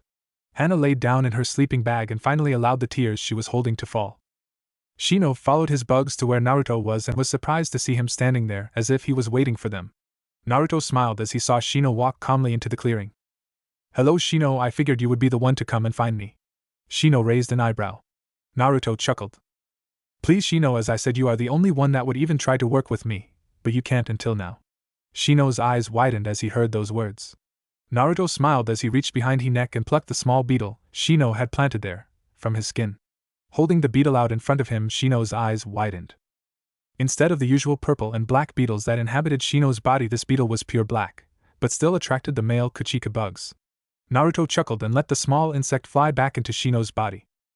I did the same thing I did with Endeku to one of your bugs. She's a female, so by the time we return to Konohana you should have enough to use jutsu and actually fight alongside me. Shino stood in amazement as the small black beetle crawled back under his skin. Shino looked back up at Naruto. I was not the first one to try and come looking for you. Naruto's single visible eyebrow rose. Oh really? Shino gave a swift nod. Yes, Hana-san was the first to try and come after you, but her mother stopped her rather harshly. Naruto gave out a sigh. It seems that I may have been too harsh on some of the Inuzuka, or maybe just Hana-san. Naruto looked at Shino and smiled. Thank you for telling me this, Shino. Now I have some things to think about. Shino nodded, dropped a sleeping bag at the edge of the clearing and disappeared back into the forest. The next morning came swiftly to some, but all arose as the sun peeked through the trees of the early morning. The Inuzuka trio, Shino, and Tazuna packed up camp and looked around the clearing. Some growled. Whatever, let's go people, we can't wait around on the little brat. The team all turned and started following Tsume, although Hana reacted a little late. About 5 miles up the road they were met with a horrible sight. There were bandits dressed in all black walking by large cages on wheels. Inside the cages, however, is what was so horrifying. Inside the cages were women of all ages. One of the men walked up to one of the cages and chuckled. Oh, I'm going to have fun with you. You dirty little who. His voice, however, was cut off as a chuckle echoed throughout the clearing. If I were you, I wouldn't finish that sentence, shit stain. All of the men turned trying to locate the voice when suddenly the area exploded into a cloud of smoke. All of the bandits started to get worried now. With those whose hearts are as black as pitch, you'll find your body in a ditch. I mean no harm, I wish you well, for soon you'll find yourself in hell. As the last word was said, a single solid blue eye shone out through the darkness and glared at those who have wronged the innocent. As they looked into that eye, a vision of death shone before them. They watched as their blood drained from their bodies and as the Shinigami came and took their souls. Finally gaining enough courage, one of the bandits was able to stutter out. It's the Phantom. Get high. The single blue eye moved around the darkness faster than anything the bandits have ever seen. Team 10 stood by watching in horror as the mist cleared to show the bandits' bodies torn apart and shredded. Naruto, who was suspiciously clean of blood, walked over to the cages and broke the locks holding them together. Naruto turned after he broke all of the locks and made his way off into the woods, only to be stopped by a frantic voice. Mommy? Mommy, wake up, we're free. Mommy, we can go home. Mommy, please wake up, please. Naruto looked over his shoulder to see a girl around the age of 5 shaking a woman. Looking over the cuts on her body, Naruto could tell that she dies from the cut that went up her right forearm. Sighing, Naruto walked over to the girl and set his hand on her shoulder. Giving her a slight smile, Naruto asked, Hey, do you think I could try waking her up? It seems she's kinda out of it. The little girl looked down in the ground. You're not going to hurt her like the mean men did, are you? Naruto shook his head, causing the young girl to smile brightly at him. Walking over to the fallen woman, the little girl gasped in surprise as she saw his pure blue eye turn green with a blue middle. Naruto focused chakra into his eye. Naruto gave a small smile as he felt the blood drip down his face. The little girl squealed as she saw her mother's eyes open. Knowing that she has returned, Naruto cut his chakra flow and turned to walk away. Naruto was stopped, however, when he felt a small tug on his pants leg. Looking down, he saw the same little girl from earlier. Thank you for waking my mommy up. Naruto smiled down at the little girl. Don't thank me for this, I have done nothing extraordinary. With that, Naruto rubbed the little girl's head and walked back over to his team. Naruto raised an eyebrow at the looks his team was giving him. Deciding not to ask, Naruto walked past his team and continued on the path. Naruto was stopped again, this time by a hand grabbing his shoulder and spinning him around. As Naruto spun, he drew the hidden kunai from within his sleeve. As he raised the kunai into an attacking position, he was met with the 2 brown eyes filled with concern and confusion. Naruto's eyebrow raised in confusion at the sight of the looks the Inuzukas were giving him. Can I help you? Naruto asked, making Hana look at the blood that poured from his covered eye with concern. Why? Naruto turned away from the feral girl at her question and continued on the path, ignoring her question. Her hand grabbed his shoulder again. Don't ignore me, damn it. I'm sick of not knowing anything about you. Why do you hate the Inuzuka? Why do you wear that mask? How did you get that eye? Why did you save them when it cost you part of your life? At Hana's questions, Naruto cocked his head and glared at the brown-haired beauty behind him. Unless you want to lose your arm, I suggest you remove your hand from my shoulder. Hana glared right back at that response. Not until you answer my questions. Hana yelled, making Naruto glare hard at the girl and broke her hold on his shoulder. If you want your first 3 questions answered, ask your mother. Hana went wide-eyed at the response. And the last one? Naruto looked down the path they were traveling on. Tell me, do you remember a homeless man that always stood in the alley between the Hokage Tower and the mission's office? Hana was confused but replied. Yeah, I've seen him before, but not lately. Why? Naruto gave a sigh. What do you know of that man? Hana raised an eyebrow.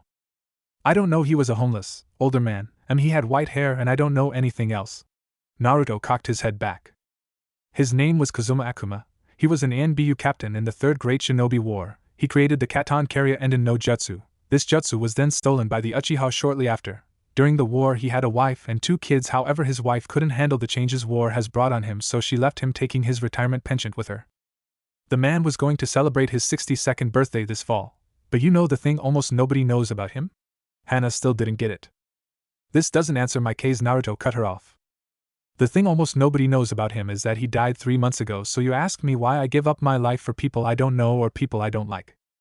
The same reason he did, because those people will be remembered. That little girl will remember and love her mother for the rest of her life. You will love your mother. I am an orphan child that lives off anything I can find. No parents, no friends, no partners. When my time on this earth is up, it will be like I was never here. Come on, we have to get going. We're on a schedule. Team 10 and Tsume stared at the fading back of the blonde-haired assassin, each feeling something different. Confusion shot through Tsume like a rocket. I see, maybe he's not so bad. No, this is a trick from the fox. Yeah, that's it. Rage and sadness hit Hana like a kunai between the eyes. He thinks no one cares if he lives. Damn it, mother, if you didn't stop me last night, maybe I could have figured out a way to help. No real emotion hit Kiba, but he couldn't help but wonder. Is that how I would have turned out if I didn't have any family? Shino just looked on and thought, trying to find a way to help. Tsume stared in complete disbelief. Is this what it means to be a ninja? The trip continued on in silence, with Naruto traveling a good 10 feet in front of the rest of the group. The rest of the team were surprised when the blonde-haired boy in front of them came to abrupt stop. Some looked at him in confusion. Kamuri, what's with the hold-up? Naruto's single eye drew into a dark glare, and a deep, almost evil growl escaped his throat. Come to me, Enmaku. The words slipped out of his mouth, and the large fox appeared by his side. The Inuzuka all tensed as the next words left his mouth. Sick him, Enmaku. The red fox grinned evilly and disappeared. When Enmaku was out of the clearing, the sound of slicing wind entered it. Naruto smirked behind his mask. Naruto leaned his body backwards at a 90-degree angle and chuckled as he saw the large cleaver glide inches away from his nose. Standing up, Naruto clapped his hands together. I must say you always did have a flair for the theatrics, Zabuza. A gasp escaped Tsume's mouth as the large bandaged man with camo pants and a tilted and slashed mist forehead protector seemed to appear on top of the cleaver that was embedded inside of a tree. The man standing on top of the cleaver glared at the blonde with hatred. Tsume growled at the man. Zabuza, the demon of the bloody mist, what are you doing here? The bandaged man turned his glare towards Tsume and gave an unimpressed look. Well, if it isn't the Konoha Ryukin no Makai, Hound of Hell, oh, and you even brought the Cerberus, still not worth my time, Tsume growled. Come on, Kuramaru Getsuga. Zabuza rolled his eyes as he saw the clan tactic. Naruto watched on, knowing exactly what was going to happen. As the spinning tornado of teeth and claws drew within inches of Zabuza, he jumped. Naruto shook his head as he saw the bandage-covered man axe kick the elder Inuzuka into the ground. Hana watched as the demon kicked her mother to the ground as if she was nothing. I'll fucking kill you for that. Sanhitsu no Cerberus. 3 heads of Cerberus. Naruto's eye widened at the technique as he watched the chakra from her 3 dogs takes the shape of a massive 3-headed hell beast and rush at Zabuza. Looking over at the extremely calm Zabuza, he couldn't help but sigh. Damn, he's good. Hana couldn't help but stare in amazement as she saw the giant water dragon rise from the lake behind Zabuza and tear through her Cerberus. Naruto watched, as while Hana was preoccupied with handling the water dragon with her 3 dogs, Zabuza appeared behind her and knocked her out. Now, while Zabuza didn't have a problem with killing people, he would hate to lose a good challenge. Zabuza turned and attacked the bridge builder. Kiba, Shino, and Tsume all watched in horror as the giant cleaver started coming down on them. Tsume closed his eyes, not wanting to see his death. Clank! Tsune's eyes shot open at that noise to see the blonde-haired ninja standing in front of him, arms crossed with 2 strange blades in his hands. Attached to each of his hands was what looked like a pair of brass knuckles with a spear tip coming out the front of the knuckles, as well as 3 blades that trailed down his forearms. 1 blade ran down the outside, 1 ran down the inside, and the final blade ran down the top portion of his forearm. Naruto smirked at Zabuza. Well, now isn't this a familiar situation, Zabuza? Zabuza growled. I warned you, brat, that should we ever cross paths again you would taste my blade. Naruto flipped himself to the side, bringing Zabuza's blade with it, and right into the ground. Naruto chuckled at Demon of the Mist, but on the inside he was nervous. If I recall, our last encounter left you with no pants or eyebrows, so tell me, why would this one be any different? Zabuza chuckled darkly. Because I see you got a new sensei, and I can tell just by that little skirmish with her she can't keep up with me, nor does she know a blade from the pummel, so you tell me, boy, what makes you think you can really do anything to me? Naruto smirked. Because this time we fight on my terms. Zabuza started coughing as smoke and ash entered his lungs. Still coughing, Zabuza tried to focus his senses into the darkness like he does with his mist. A deep chuckling broke him from his efforts. Do you really think I would forget who I'm facing, Zabuza? I know what your specialty is? Once your trick is found out, however, it's easy to fight you. Zabuza's eyes flew open as he felt a blade cut into his right forearm. Looking into the darkness, Zabuza was met with a single swirling solid blue eye staring out at him through the smoke. It seems that this time, Zabuza, you'll have to fight with a sense you haven't used in years, your eyes. Zabuza tried again to extend his hearing as much as he could. The only thing that reached his ears was another chuckle. You just don't get it, to use Zabuza. In this smoke I am king. I don't have footsteps. If I don't want them, I have no smell. If I wish it, in this smoke I don't even have a heartbeat. The only way you even have a hope of beating me is to open your eyes and look into mine. But tell me, Zabuza, can you do it? Can you look into my eyes and see your worst fears? Tell me, Zabuza, are you scared to look into the eyes of your phantoms? The chuckle got darker as Naruto noticed that Zabuza never opened his eyes. So much for the vicious demon, what a waste. Zabuza's eyes snapped open in anger. Zabuza realized his mistake a little too late as he saw the swirling yellow eye with a blue center. I win again, Zabuza. Those were the last words he heard before his whole world went blank. Naruto chuckled as he saw the larger man fell from his spot on his sword. Naruto turned towards Team 10 and smiled behind his mask. Well, we might as well get these TWHH. Team 10 stared in fright as Naruto screamed and clutched his now bleeding spinning eye. Naruto could feel it, the hatred they felt for him. It felt like 1,000 Saban needles pushing their way into his heart. He could feel it. The anguish they held at the loss of their loved ones. The loved ones that died at the paws of the horrid beast he held. He felt sadness at not being able to stop the fools from harming the small child turned assassin under his care. He could feel the loss of a friendship, of a sensei, of a family. That's all Naruto could take before his whole world went black. He could feel them, the steel-like claws, as they dug into his skin. He felt the teeth tore at him like a bad piece of meat. Naruto's single blue eye snapped open. Seeing the unfamiliar wooden ceiling, Naruto started scanning his body and his surroundings. 5 beings were inside the room, 1 located across the room, 3 in a cluster located about 5 feet to his right, and the final being was within an inch of his right hand. Taking a quick look to his right, he was surprised to see a sleeping Inuzuka Hana with her head not even an inch away from his hand. Sitting up, Naruto looked around at the other figures inside the room.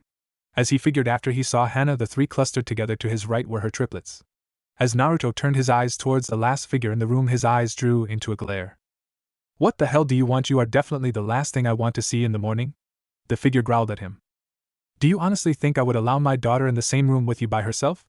She may not know what you are, Fox, but you can't fool me. I know exactly what you are. Naruto's eyes turned frigid as those words left her mouth. Let's get one thing straight, you don't know shit about me, got it? And as of right now, the only reason you are even alive right now is because of me, so I suggest you shut the fuck up, take your daughter, and get the hell out of the room. Tsume growled. What do you mean, the only reason I'm alive? I could have beaten Zabuza. Naruto chuckled. You are such a stupid bitch. Did you really think I wouldn't recognize you? Did you really think the Hokage didn't know that you were the one who attacked me? By law you were to be given a public execution, and your clan shamed. Tsume snorted. The Hokage wouldn't risk losing an entire clan just because I attacked you, brat. Naruto chuckled.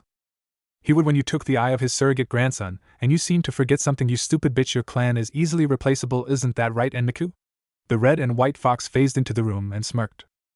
That is correct, sir. Tsume's eyes widened at those words. So tell me, you stupid bitch, do you really think that the Hokage wouldn't risk losing your clan when he can replace it with one that has my powers? Tsume growled. Unlike you, brat, my clan actually has a bloodline limit, and we use our Nikin to coincide with that limit, so tell me, brat, what can your children offer that mine can't? Naruto smirked and tapped at his forehead protector. Tsume's eyes widened. It seems you've figured it out, that's right, because of the way it came about, my eye is now a bloodline limit. Naruto glared at the feral women again.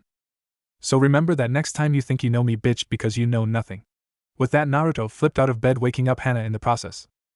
Kamuri-san, you're finally awake. What happened? What did you do to Zabuza? Why did you start screaming? Your eye was bleeding. You didn't give up more of your life, did you? Are you still hurting? I'm rambling, aren't I? Naruto chuckled. Okay, in order. I beat Zabuza with a different power from my eye. I started to scream and my eye bled because of the consequence of the power. No, I didn't have to give up any more of my life, and yes, you are. Hana blushed slightly and couldn't help but feel happy on the inside. He's actually answering my questions, maybe he's starting to come around. What were the consequences and what does the power do? Naruto chuckled and rolled his eyes. In reverse order this time. The power is that I can bring forth a certain emotion that others have felt for you and make you feel it. However, in return I have to pull those same feelings from inside myself. Hana was confused. What can drawing another person's emotions do to you? Naruto chuckled. Imagine, if you will, that you felt the loss of the family of every person you've ever killed, you've felt their hatred directed towards you, and finally you felt their sadness. Could you handle that emotional pressure of thousands of people feeling those things and it all running through you? No, of course you couldn't. The mind and body wasn't built for that, so to handle the pressure your body goes into shock until your mind can sort them out. Hana gasped as she realized what exactly that meant. That means Naruto opened the door and chuckled. Yep, I felt it all, the sadness, the rage, the loss, it was all there and directed at me. I'm hungry, I'll be back later. Hana watched as the blonde-haired assassin left the room. Hana turned to her mother and glared. Mom, tell me, why did Kamuri-san tell me to ask you about the other questions?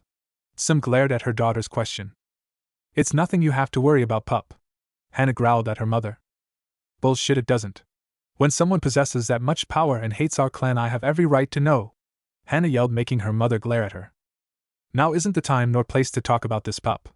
Ask me again when we get home and I might tell you. Tsume responded and walked out of the room, leaving her daughter there to steam in anger. Naruto walked down the stairs of the hotel-turned-house and stared at the weirdest sight he's ever seen.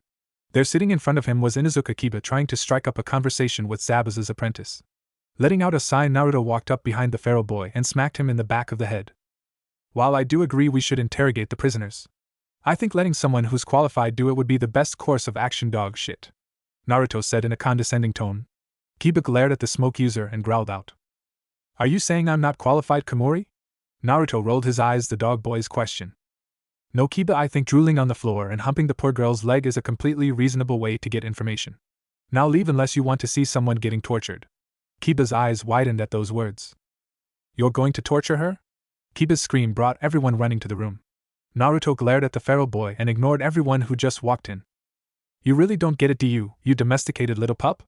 This is the life of a ninja. It's kill or be killed. This isn't like back in that pathetic excuse for an academy where clans and titles rule. This is the real world, Kiba. So if you are just going to get in my way, then leave the fucking room and bring everyone who can't stand to watch with you. Naruto yelled and then turned his back on everyone. Everyone in the room let out a small gasp as they saw Kiba jump at the back of the blonde-haired smoke user, kunai in hand. Tsume's jaw clenched when she saw Naruto spin and plant her son face first into the ground with his arm in a wrist lock, his own kunai to his throat. Go figure. You're just like the rest of your family, Kiba. This will be the second time your family has done something that pisses me off enough to get you all banished or killed, but you're lucky I'm not vengeful, Naruto said and let Kiba up, taking the kunai from his grasp as he did so. Throwing the kunai handle first at Tsume, Naruto said. This will be the second time I've let this pass, Inuzuka-sama, don't make it a third. With that, Naruto walked away from the group again and stood in front of the two ex-Kirinin. Well now, Zabuza, I must say, while this isn't as amusing as loosing your pants and eyebrows, this is much more productive, I think, Naruto said, making Zabuza growl. I ain't talking, you Kakashi wannabe. The only response Zabuza got was a fist to the side of the face and a blade pressed into his neck. You ever bring that man up again, I'll make sure you wished I was torturing you. Do I make myself clear, you worthless piece of shit? Naruto growled, causing Zabuza to laugh. Oh, got a soft spot there, Phantom. What is the matter, Daddy, taking away your favorite toy? Naruto glare dropped into a sinister smirk at Zabuza's words.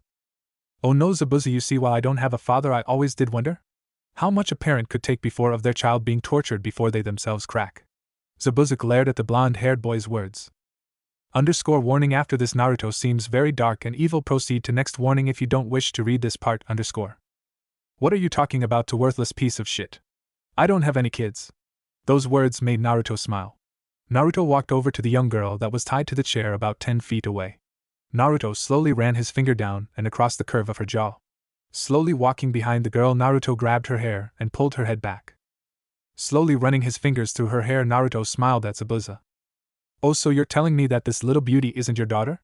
Then what is she exactly, Zabu-chan? Naruto asked, still running his fingers through the girl's hair, making the girl cringe, and Zabuza grit his teeth. Haku is nothing but a tool. Naruto practically purred at this. Oh, so this gorgeous woman's name is Haku? Pretty name for a pretty girl. A tool, you say? So tell me, Zabuza, would you mind if I borrowed this pretty little tool of yours? I'll return her after I'm done using her, Naruto said, slowly running his fingers over her lips, avoiding when she tried to bite him, causing him to chuckle. Feisty, I'll be sure to break you of that. So Zabuza, can I borrow this tool for a bit? Naruto asked, his intentions perfectly clear in his voice. You bastard! Get your hands off of Haku or I'll tear you a new asshole, Zabuza growled, anger showing clearly on his face. Naruto smirked. Oh, getting angry, Zabu-chan? But why? I thought she was only a tool. Could it be that I was lied to? You know, Zabuza, I don't like being lied to. At his last word, Naruto pulled a paper tag out of his vest and slapped it against the back of Haku's neck, causing the girl to scream. Zabuza's eye widened. What the fuck are you doing to her? Naruto smiled at the demon's words. I told you, Zabuza, I don't like being lied to. Now instead of me using Haku-chan to fulfill my desires, no, now she's living what it would be like to be gang raped by an entire village. All well, not like it matters, she's just a tool. Naruto said it so nonchalantly that it would seem as if it were an everyday occurrence. Zabuza glared angrily at the blonde-haired boy. Take that tag off her now. I'll fucking kill you. Naruto chuckled and pulled up a chair in front of Zabuza. Flipping it backwards and sliding into the chair, Naruto gave a nice smile. Now then, Zabuza, how about me and you make a deal, huh? You see, I'm a pretty nice guy when I get the truth. How about this, you tell me where Gato is hiding and I'll pull that tag off of little Haku-chan, and then I'll drop you off anywhere you want, and we'll continue on our merry little way. Naruto said, all the while holding his eye smile. Or how about when I get out of these bindings I rip your head off and keep it as a souvenir of our time together? How about that, Phantom? Zabuza yelled and spat in the floor at Naruto's feet. Naruto sighed. You know, I really didn't want to do this, but Naruto reached into his vest and pulled out another tag. Tell me, Zabuza, do you want to know what this tag does? Seeing Zabuza never drop his glare, Naruto chuckled. Of course you do. You see, Zabu-chan, that tag that is on your apprentice is a two-part tag. The first part is, as you can see, that she lives through an entire village raping her. The second part, however, is this tag. This tag makes everything she's feeling right now a reality to her. Her body will bleed as the ghosts of an entire village ravage her tight little holes. All you have to do to avoid this, Zabuza, is tell me where Gato is, no? Oh well. Naruto stood from his seat and walked over to Haku. Pulling her hair to the side, Naruto was about to apply the seal on top of the first when he heard. Stop. I'll talk, damn it. That little shit ain't paying me for this. I'll talk, just take that damn tag off of her. Naruto smiled at those words. First tell me, Zabuza. Where is Gato? Naruto asked. The little shit's on the far side of the island. He has about 20 mercenaries with him at all times. That's all I know now, take that damn tag off. Naruto smiled and ripped the tag off of the girl's neck. Haku looked around, and when she spotted Zabuza, her eyes widened. Okay, it's done for all you sissies who skipped it. Master Zabuza, you're alive. Thank God. But how I saw them kill you. It was horrible, they tortured you, and no matter what I told them they wouldn't stop. Thank God you're okay. Zabuza's and everyone else in the room's eyes widened. You tricked me, you bastard, Zabuza whispered. Naruto cocked his head and looked at Zabuza.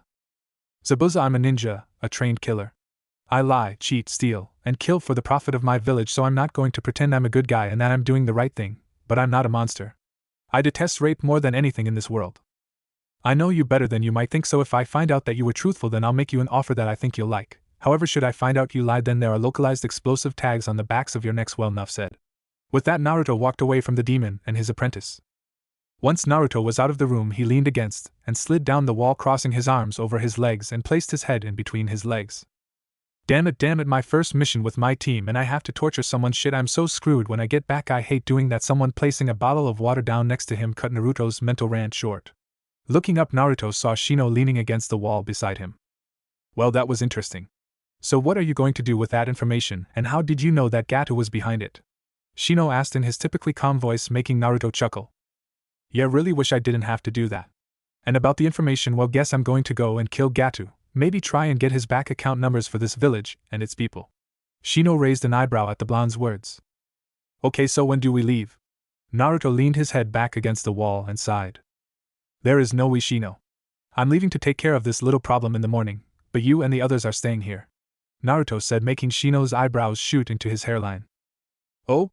I get the others, seeing as they seem to wish you were dead, but I thought we were going to be teammates, Kamuri-san. Naruto chuckled at Shino's question.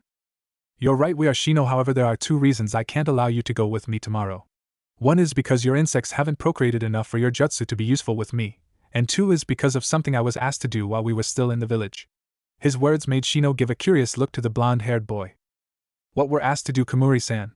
Shino asked, making Naruto smile. You see, on my way from the Hokage Tower. _flashback_.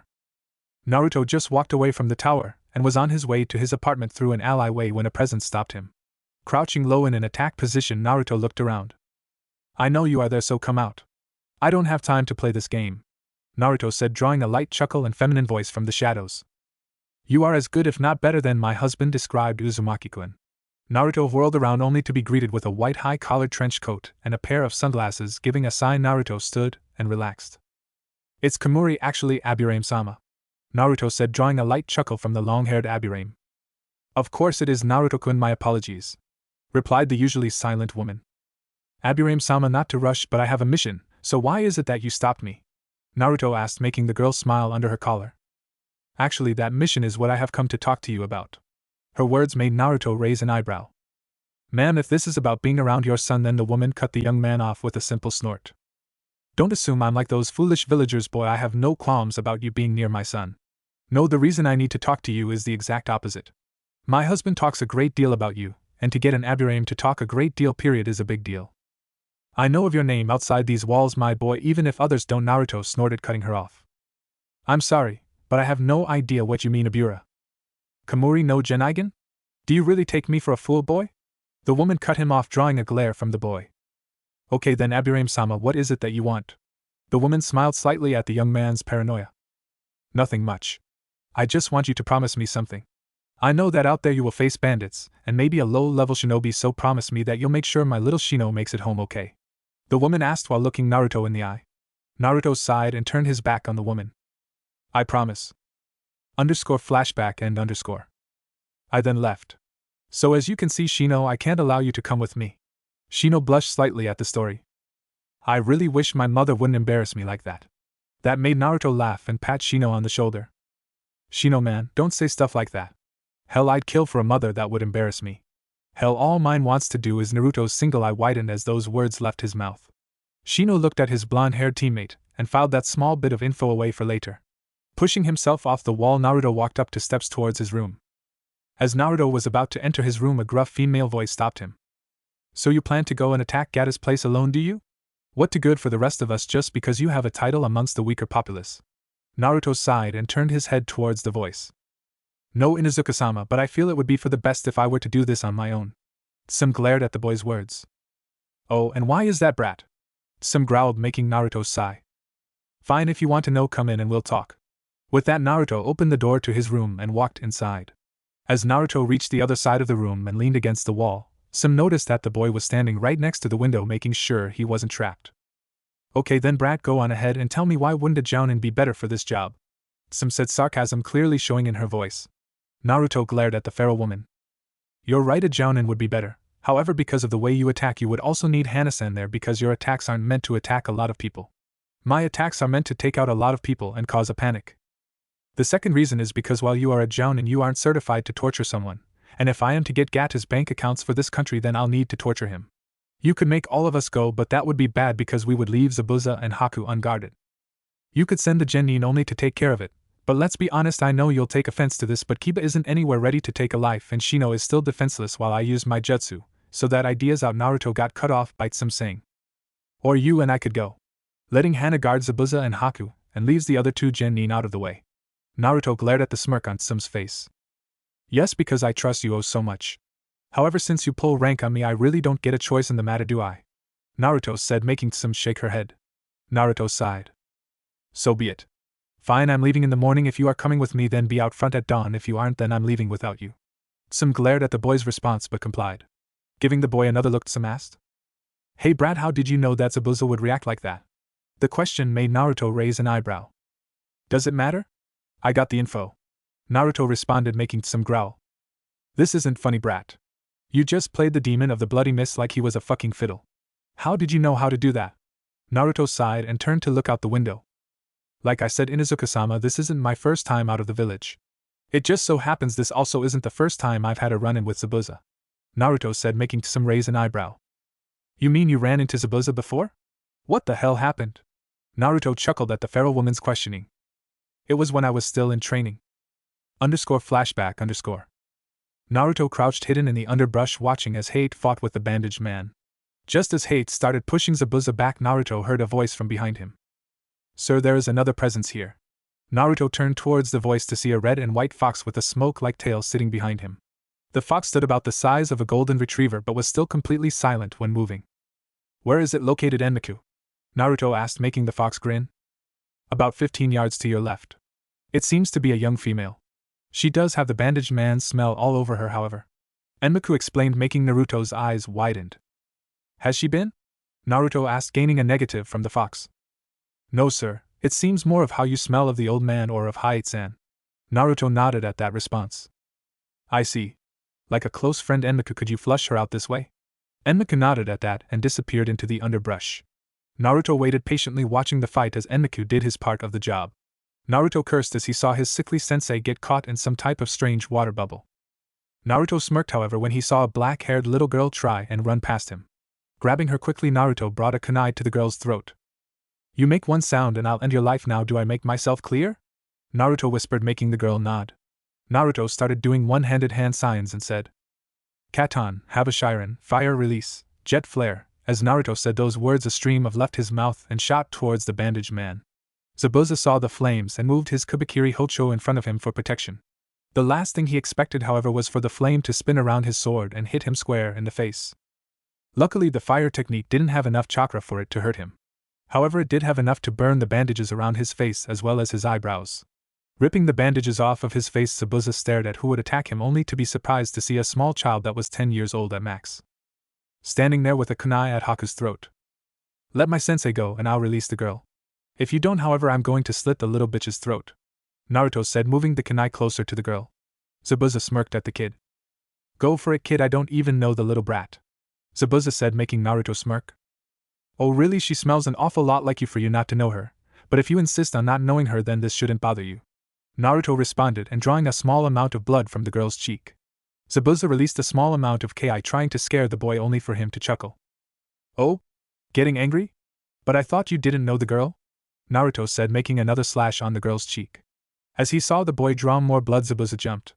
Breaking the water prison, Zabuza rushed at the blonde kid. Seeing this, Naruto threw Haku at the man and yelled, Katon, Enden, fire release, flame bombs. Seeing the bombs, Zabuza grabbed Haku and curled his body around the girl. Flashback and underscore. After I did that jutsu, I hit again and allowed hate to finish it up. However, I did remember that he was willing to protect the girl he was with, Naruto said, making Tsume give him a strange look. Whatever, brat. Like you said, we leave in the morning? With that, Tsume turned and walked out of the room. Lightly chuckling at her words, Naruto resumed looking out the window. So much for making friends, Hajiji-san? Naruto thought, and then gave a sad chuckle. Next morning in front of Tazuna's house, Naruto sat in the branches of a tree that stood outside of Tazuna's house. Naruto watched the sun as it slowly peeked its way over the mountains on the small island. Naruto was broken out of its reverence by a gruff voice. So are we leaving or what? Naruto turned towards the voice to see Kuramaru and Tsume walking out of the house, only wearing the minimum amount of battle gear. That depends who is watching the prisoners, Naruto asked, making Tsume glare. Hana is why? Tsume snapped, making Naruto smirk. Because I wouldn't trust your son not to think with his long enough to actually guard them, Naruto said while jumping out of the tree and landing on the ground beside the oldest Inuzuka. Tsume growled at the boy. What was that, brat? Tsume growled, making Naruto laugh. I said I could decapitate your son and him not lose conscious thought, Inuzuka-sama. Now then, as much as I would love to sit here and see you lose an argument, but seeing as we are on a schedule, I'm afraid that we'll have to wait, Naruto said, and jumped into the tree line again on his way to Gata's place. It took 20 minutes of running before the duo reached the other side of the island, and another 10 minutes to find where Gata's hideout was. When Naruto saw the hideout, he couldn't help but sigh. It seems that Gato has increased his amount of mercenaries since Zabuza's disappearance. Well then, we can do this two ways. One is that I could cover the entire hideout with smoke and take them out while they can't see, or the second and dumber option would be for us to charge in there like morons and just slaughter them, Naruto said, making some smirk and jump into the clearing housing the hideout. Naruto sighed at the feral woman's actions. Option 2 it is, Naruto said, and jumped into the fray. Naruto summoned his blades to him and jumped into the middle of bandits. With deadly precision, Naruto spun and hit critical points on each of the mercenaries. Looking over towards Tsume, Naruto sighed as he saw the smile on the woman's face. Shaking his head, Naruto started hand seals. We don't have time for this shit. Hijitsu, Kyuhitsu no Ryu, secret technique, 9-headed dragon, Naruto said. Tsume smiled as she kicked off of another mercenary. As she turned to attack another, she gasped as she saw a sword coming towards her, too fast to dodge. And Kuramaru's busy. Shit, this is going to hurt. Just as she thought that, a black streak seemed to shoot in front of her and take out the man with the sword. Turning towards the source, Tsume's eyes widened when she saw Naruto doing some strange type of dance while 9 dragons made of pure smoke flew around, taking out all the mercenaries that surrounded the estate. Once Naruto felt that there wasn't a threat anymore, Naruto spun and brought his hands together, pointing towards the wall of the estate. Tsume watched as all the dragons changed directions and all headed towards the wall that Naruto pointed towards. Tsume was even more surprised to see the hole that the dragons left behind and the fire that flared up behind them. Inuzuka, we don't have time to play around if we want this thing to go smoothly and escape before the fire reaches Gato. Let's go. Now, Naruto said and ran into the hole he created, Tsume hot on his heels. Naruto and Tsume fought their way through the mansion, taking out all of the mercenaries that they came across. Seeing as Zabuza didn't know where Gato was actually located, they had to throw open every door they had come across. As Naruto threw open the next door, all motion seemed to stop. Inside the room were about 20 women. Their cloths ripped and faces messy. Naruto took a small sniff and growled. Inuzuka-sama, get those women and get out of here now. Naruto growled out in a voice that would make the Shinigami piss himself. Tsume looked at the boy in confusion. What are you talking about? We haven't found Gato yet. I just can't leave. Naruto glared at the women when she said that. Trust me, Inuzuka-sama, you do not want to see what I am about to do to every mercenary in this fucking place. Get these women out of here and then wait for me out there. Tsume gave him another confused look but decided to trust the boy just this once.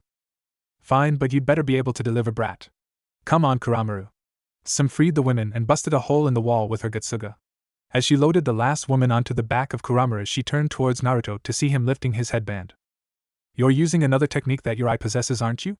Am I going to have to carry you back to the clients? Naruto cocked his head, showing Tsume his blue chakra eye that was slowly starting to turn red, one swirl at a time. No, just don't stand in my way and expect a lot of blood.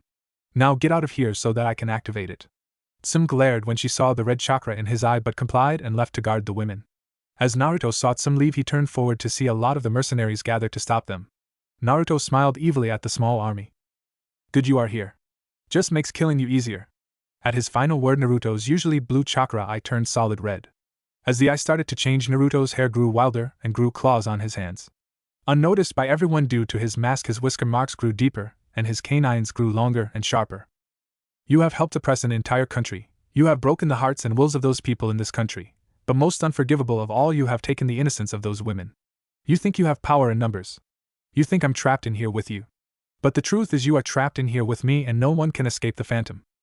As Naruto finished his speech, the final blue swirl in his eye changed red and he charged into the crowd. Blood and carnage flew everywhere as Naruto tore limbs from their owners' bodies. The sight was a massacre. The bodies of the mercenaries riddled the halls of the estate as Naruto tore through the halls in search of anything more to kill. Naruto tore through the mansion. All life was destroyed in his wake. When Naruto tore into Gato's office, his eye finally returned to being blue.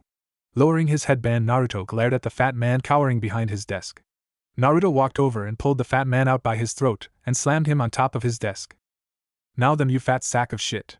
You and I are going to have a talk. Outside with Tsume. Tsume was on edge. It had been 30 minutes and everything was quiet. Damn it, I may not like the bastard, but Sarutobi will fucking kill me if I come back without him. Tsume said while pacing back and forth. I'll keep that in mind, Inuzuka-sama.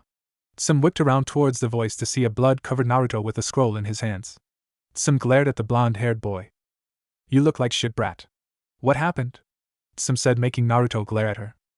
Not mine, and I've got everything the little shit owned, including his head. Naruto said and then turned towards the girls that they found in Gato's estate. Tell me, are you all civilians of this country? Seeing the girls nod, Naruto sighed. I'm so glad I showed no mercy on that bastard. Okay ladies, we're going to a village on the other side of the island, so while we are traveling, if you know the way back to your home and family, then Inuzuka-sama will send a clone to escort you back to them. The girls nodded, but one asked. Well, will you be sending a clone to escort us to? Naruto looked towards the girl and responded. I would, but I don't think you all would feel comfortable around men yet, so I was actually going to travel a little ahead of you all so as to avoid trouble. Seeing the women nod at that, Naruto turned towards Tsume and said. Like I said, I'll travel ahead of you all to avoid trouble. I'll see you back at the client's house, Inuzuka-sama. It took the duo 4 times as long to get back to Tazuna's house. As they approached the house, Tsume couldn't help but sigh and palm her face as a yell of "Get the hell away from the prisoner, Kiba," reached her ears. Naruto chuckled as he heard the yell. As I said, Inuzuka-sama, I could decapitate your son and he wouldn't lose conscious thought. Naruto ducked the kunai the feral woman threw at him, and chuckled. Walking inside, Naruto almost fell down laughing. There in the living room were Hana and Kiba head to head growling at each other. Shino stood off to the side leaning against a wall. Zabuza was in a corner trying to what looked to be hiding, and Haku was giggling at the entire situation. Tazuna and his family were smart enough to avoid this situation. Tazuna, get your old drunk ass in here. Naruto yelled into the house only to receive a small smack to the back of the head. Tazuna and his family came running into the living room only to be greeted with the sight of a bloody Naruto getting glared at by Tsume. Inari looked at all the blood covering Naruto and yelled. See, there is no beating Gato, you all should quit before you all die. Naruto walked up and smacked the boy in the head, causing him to face plant into the ground. Wrong again, brat. Gato's dead. I have his head if you want to see it, Naruto said, making Inari go wide-eyed, and yelled. No, you're lying. Naruto looked at the small boy and unrolled the scroll that was in his hand. Pushing some chakra into the first seal, Naruto watched as all of the civilians turned green at the sight of Gato's decapitated head. Naruto chuckled and put Gato's head back into the scroll. As I said, Gato's dead. Tazuna-san, I put 90% of Gato's fortune in one bank account.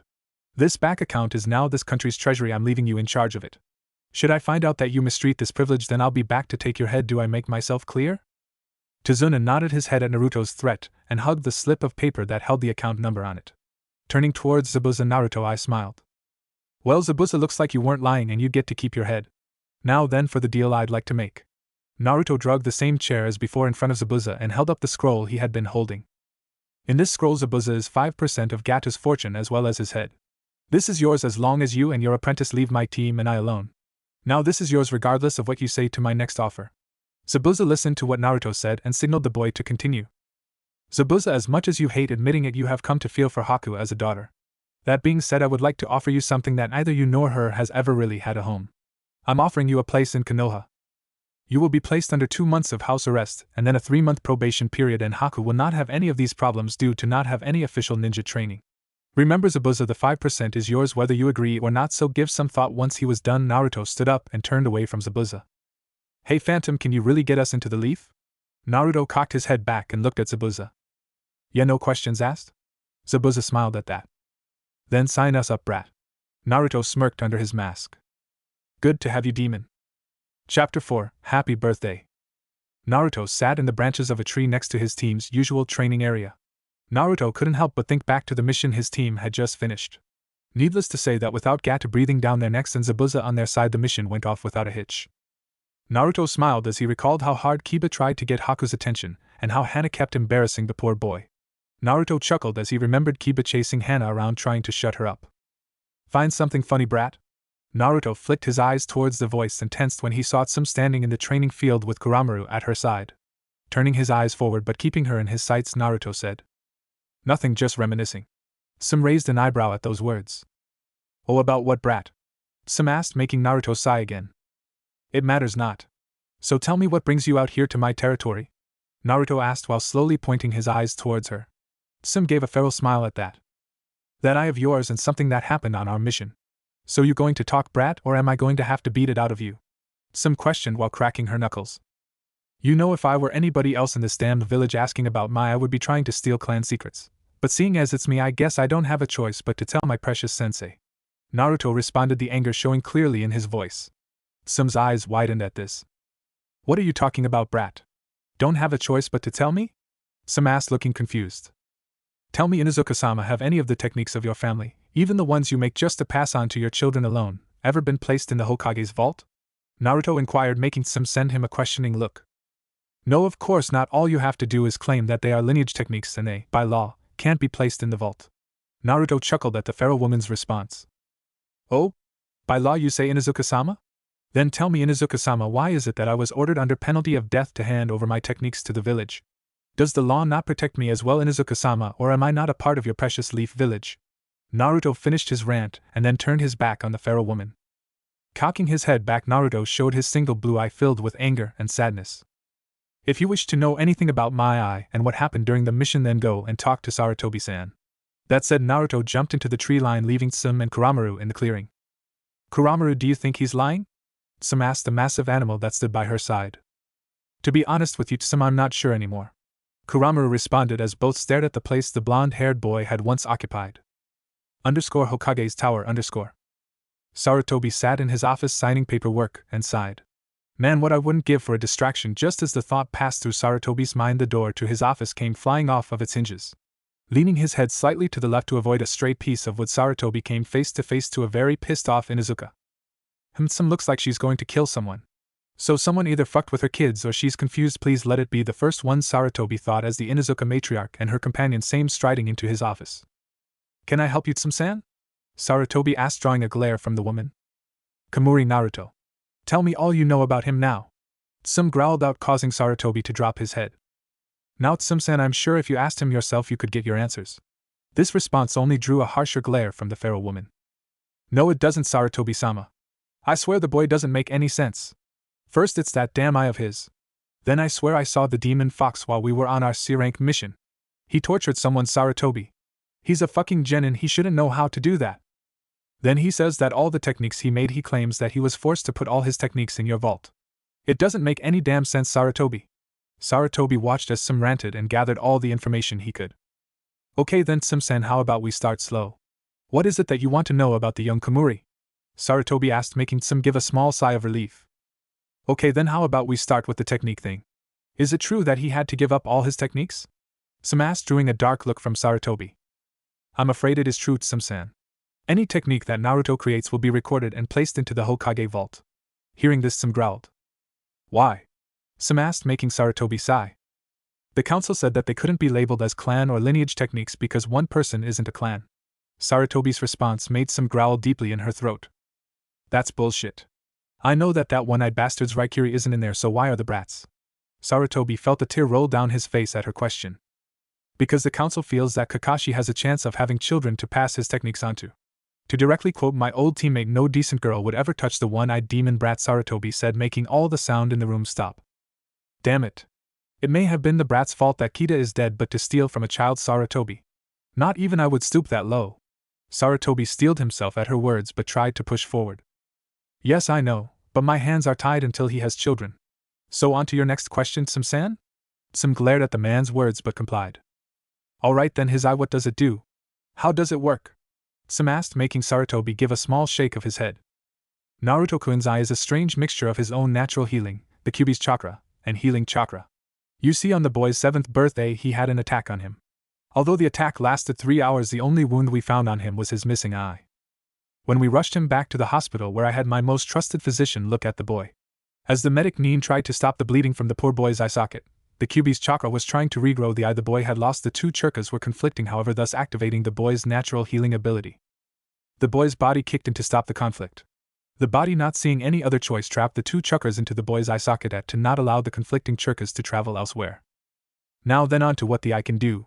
You see, Naruto's eye, or the Geneigen, phantom eye, as some have come to call it, has the ability to take energy from other beings and store it into the eye socket.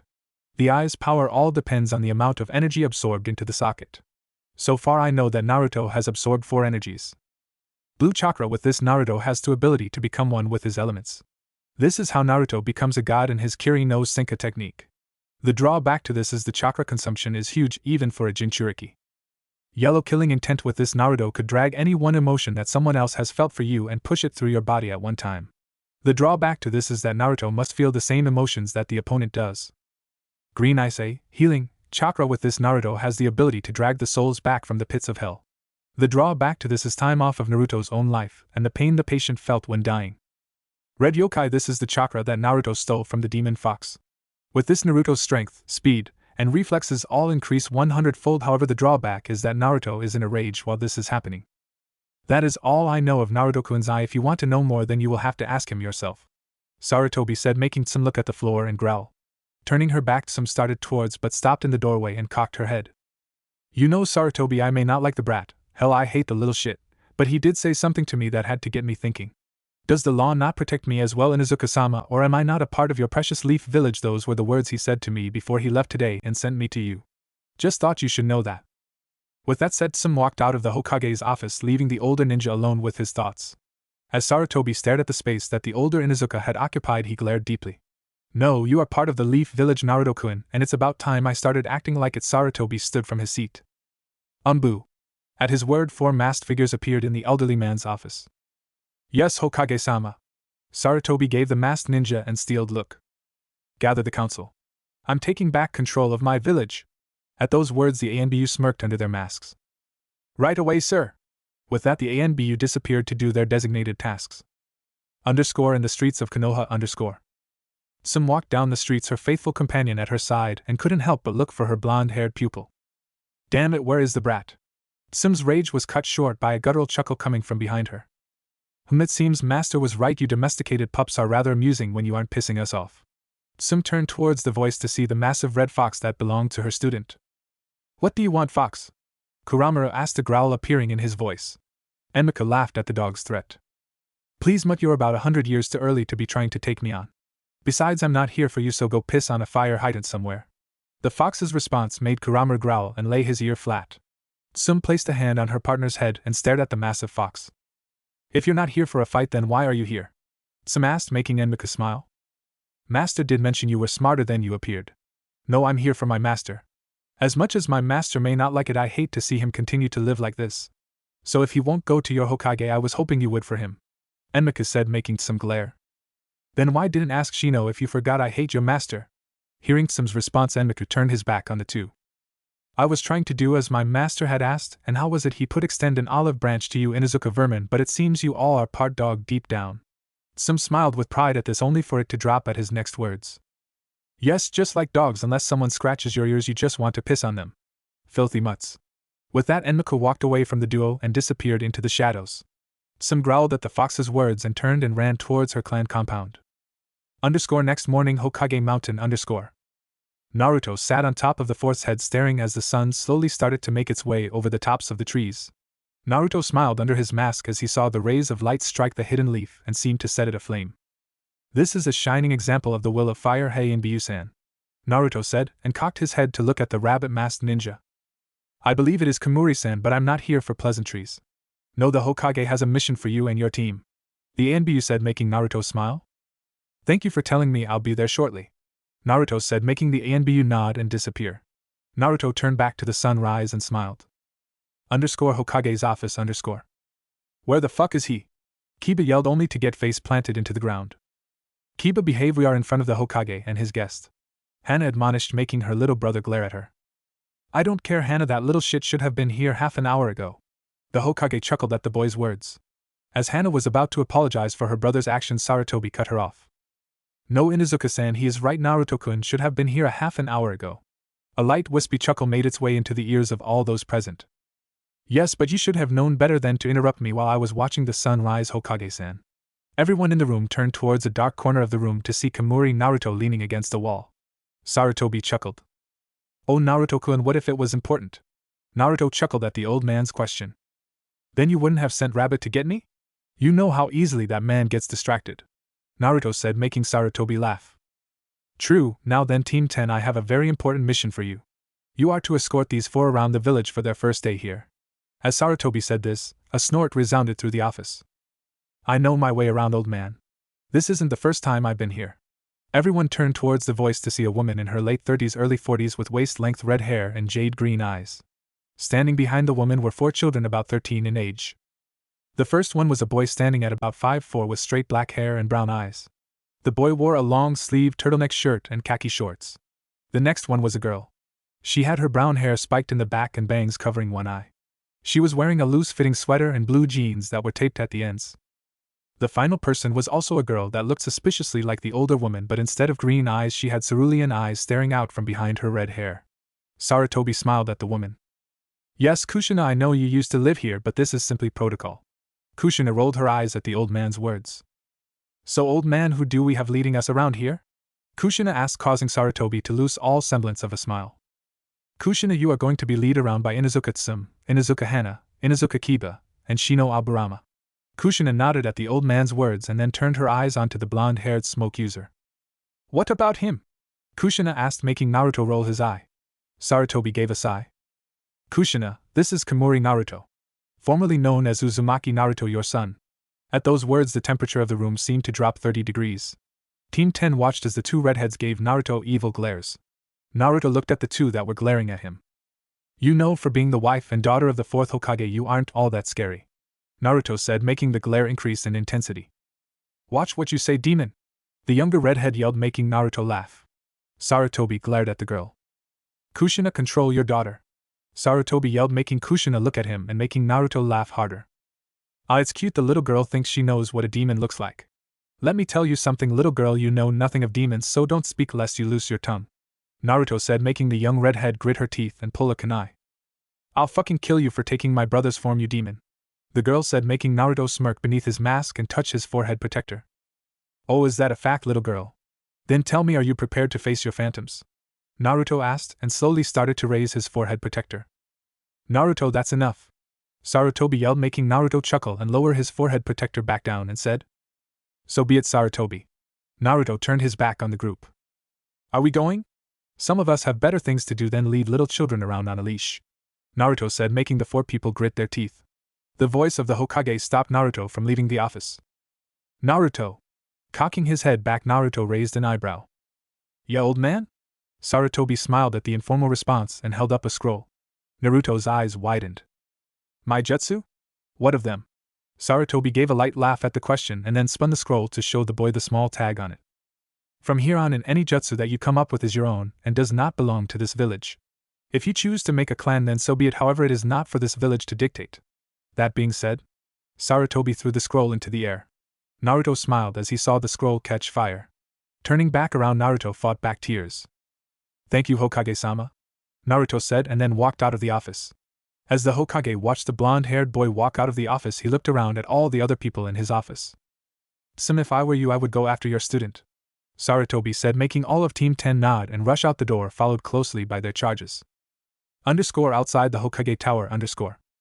Naruto smirked as he saw his team come rushing out of the Hokage Tower and stop right in front of him. Kiba glared at the blonde boy and yelled, Damn it, Komori! First you're a half an hour late, then we're told that you are related to the fourth, and now you're running off on your own. What the fuck, man? Naruto glared at the boy. Kiba, shut up, he clearly doesn't want to talk about it, Hana said, making Kaiba give his sister an incredulous look. Are you serious? Why wouldn't he want to talk about it? I mean, he's the son of the fourth, and he found his long-lost mother and sister. Why wouldn't you want to talk about it? Kiba yelled, making everyone in the group look at him, and two people from their group of charges glare at him. Naruto turned his back on the group and said, Let's get one thing straight, Kiba. I'm an orphan. My parents and any siblings I had died in the Kyuubi attack. There is nothing more than that. Kiba stared at the back of the blonde head. But what about this time? It was his mother that stopped him. Kiba, I think it's best you dropped it. Kiba looked at his mother but complied. As Team 10 lead the group through the streets of Konoha, a member of the team was talking to each of the members of the group they were escorting. After about 20 minutes of walking, the brown-haired girl couldn't hold it in anymore. Hey, you blonde! Naruto cocked his head towards the girl and raised an eyebrow. Yes? The girl smiled at his response. Ya, dog boy doesn't seem to know, so what are you hiding under your headband? The girl asked or ordered. Naruto turned his head forward and continued walking. And what else would be under there? Naruto responded, making the girl gain a tick in her forehead. Don't bullshit me, no one covers their eye for no reason. Naruto chuckles at the girl's small rant. You're right, no one covers their eye without reason, Naruto said, and continued on his path, completely ignoring the rest of the group. The brown-haired girl stormed up to the boy and grabbed his shoulder. Don't ignore me. What's the reason you cover your eye? Is it like Sharingan no Kakashi? What does it do? How did you lose your eye? What? Naruto cut the girl's questions short with a glacial glare. Unless you want to lose that arm, you'll remove your hand from my shoulder. Do I make myself clear? Naruto said in an ice-like voice that sent shivers down everyone's spines. The brown-haired girl jerked her hand back away from his shoulder, making Naruto smirk under his mask. Now then, as for your questions. I keep it covered because I don't have a reason for it to be uncovered. No, I didn't steal it like that Kakashi bastard. I'm not going to tell you what it does. Now, how I lost my eye, now that's an interesting story. A story of anger and pain, a story where the strongest man in this village was brought to tears. You see, it all started on October 10th, 6 years ago. _flashback_. Naruto ran down the streets trying to avoid the riot of people that he knew was hot on his heels. Damn it! I knew I shouldn't have come out today. Shit, I'm so screwed. Naruto mumbled to himself as he took a left down another alley. Naruto couldn't help but gasp when he heard a howl followed by a cheer from the group that was chasing him. Damn it, they have dogs. There's no hiding now, just got to make it to the tower before they find me. Just as those words left Naruto's mouth, 4 kunai landed in front of him. Turning away from the weapons, Naruto came face to face with the crowd. As the crowd advanced, Naruto dropped into a fetal position, trying to stop any damage to his face. Naruto felt it every punch, every kick. Naruto screamed as he felt the ninja start to get involved. He cried as he felt a kunai penetrate his kidneys. Naruto opened his eyes in shock, however, when he felt himself being pried out of the fetal position. Looking up, Naruto gasped as the last thing he saw was 2 glowing golden eyes glaring into his own. _flashback and_. You know, it's funny how everyone perceives Kages as these strong protective beings. Yet because of that, I know a simple way in which to make the strongest man in this village cry. Naruto finished his story, making everyone except two go wide-eyed while the two redheads glared daggers at the one-eyed boy. What do you mean? The brunette asked, making Naruto smile. It's rather simple, really. Take one 7-year-old, rip out his eye and shove him in an ally while he sings to himself. Kiba looked up at this. Sing to himself? What would he be singing? Naruto smirked under his mask at Kiba's words and started walking away.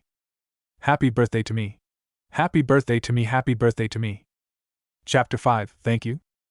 It has been 3 days since Naruto told his team and their charges about how he got his eye, and now he was feeling pretty damn good. It was now noon and that annoying little brat of Kushina's hasn't bothered him once. Taking a look behind him, Naruto let out a sigh. Konohamaru rocks aren't symmetric, nor do they have eye holes. As Naruto said this, a slight explosion went off. As the smoke cleared, there stood 3 small children. The one in the middle smiled at the blonde. Hey boss, you said you would play and teach us today. Konohamaru yelled, making Naruto chuckle. Turning to face them and crouching down, Naruto laid his hand on the boy's head. So I did. Tell you what, was all Naruto got out before he was cut off. What corrupting little children now, demon? Naruto inwardly groaned at the voice. Cocking his head to the side, Naruto glared at the red-haired girl that stood behind him. Why don't you play in a ditch somewhere, little girl, and leave the adults to talk? Naruto said, making the redhead grit her teeth in anger. The younger redhead was about to respond when the young boy's voice asked.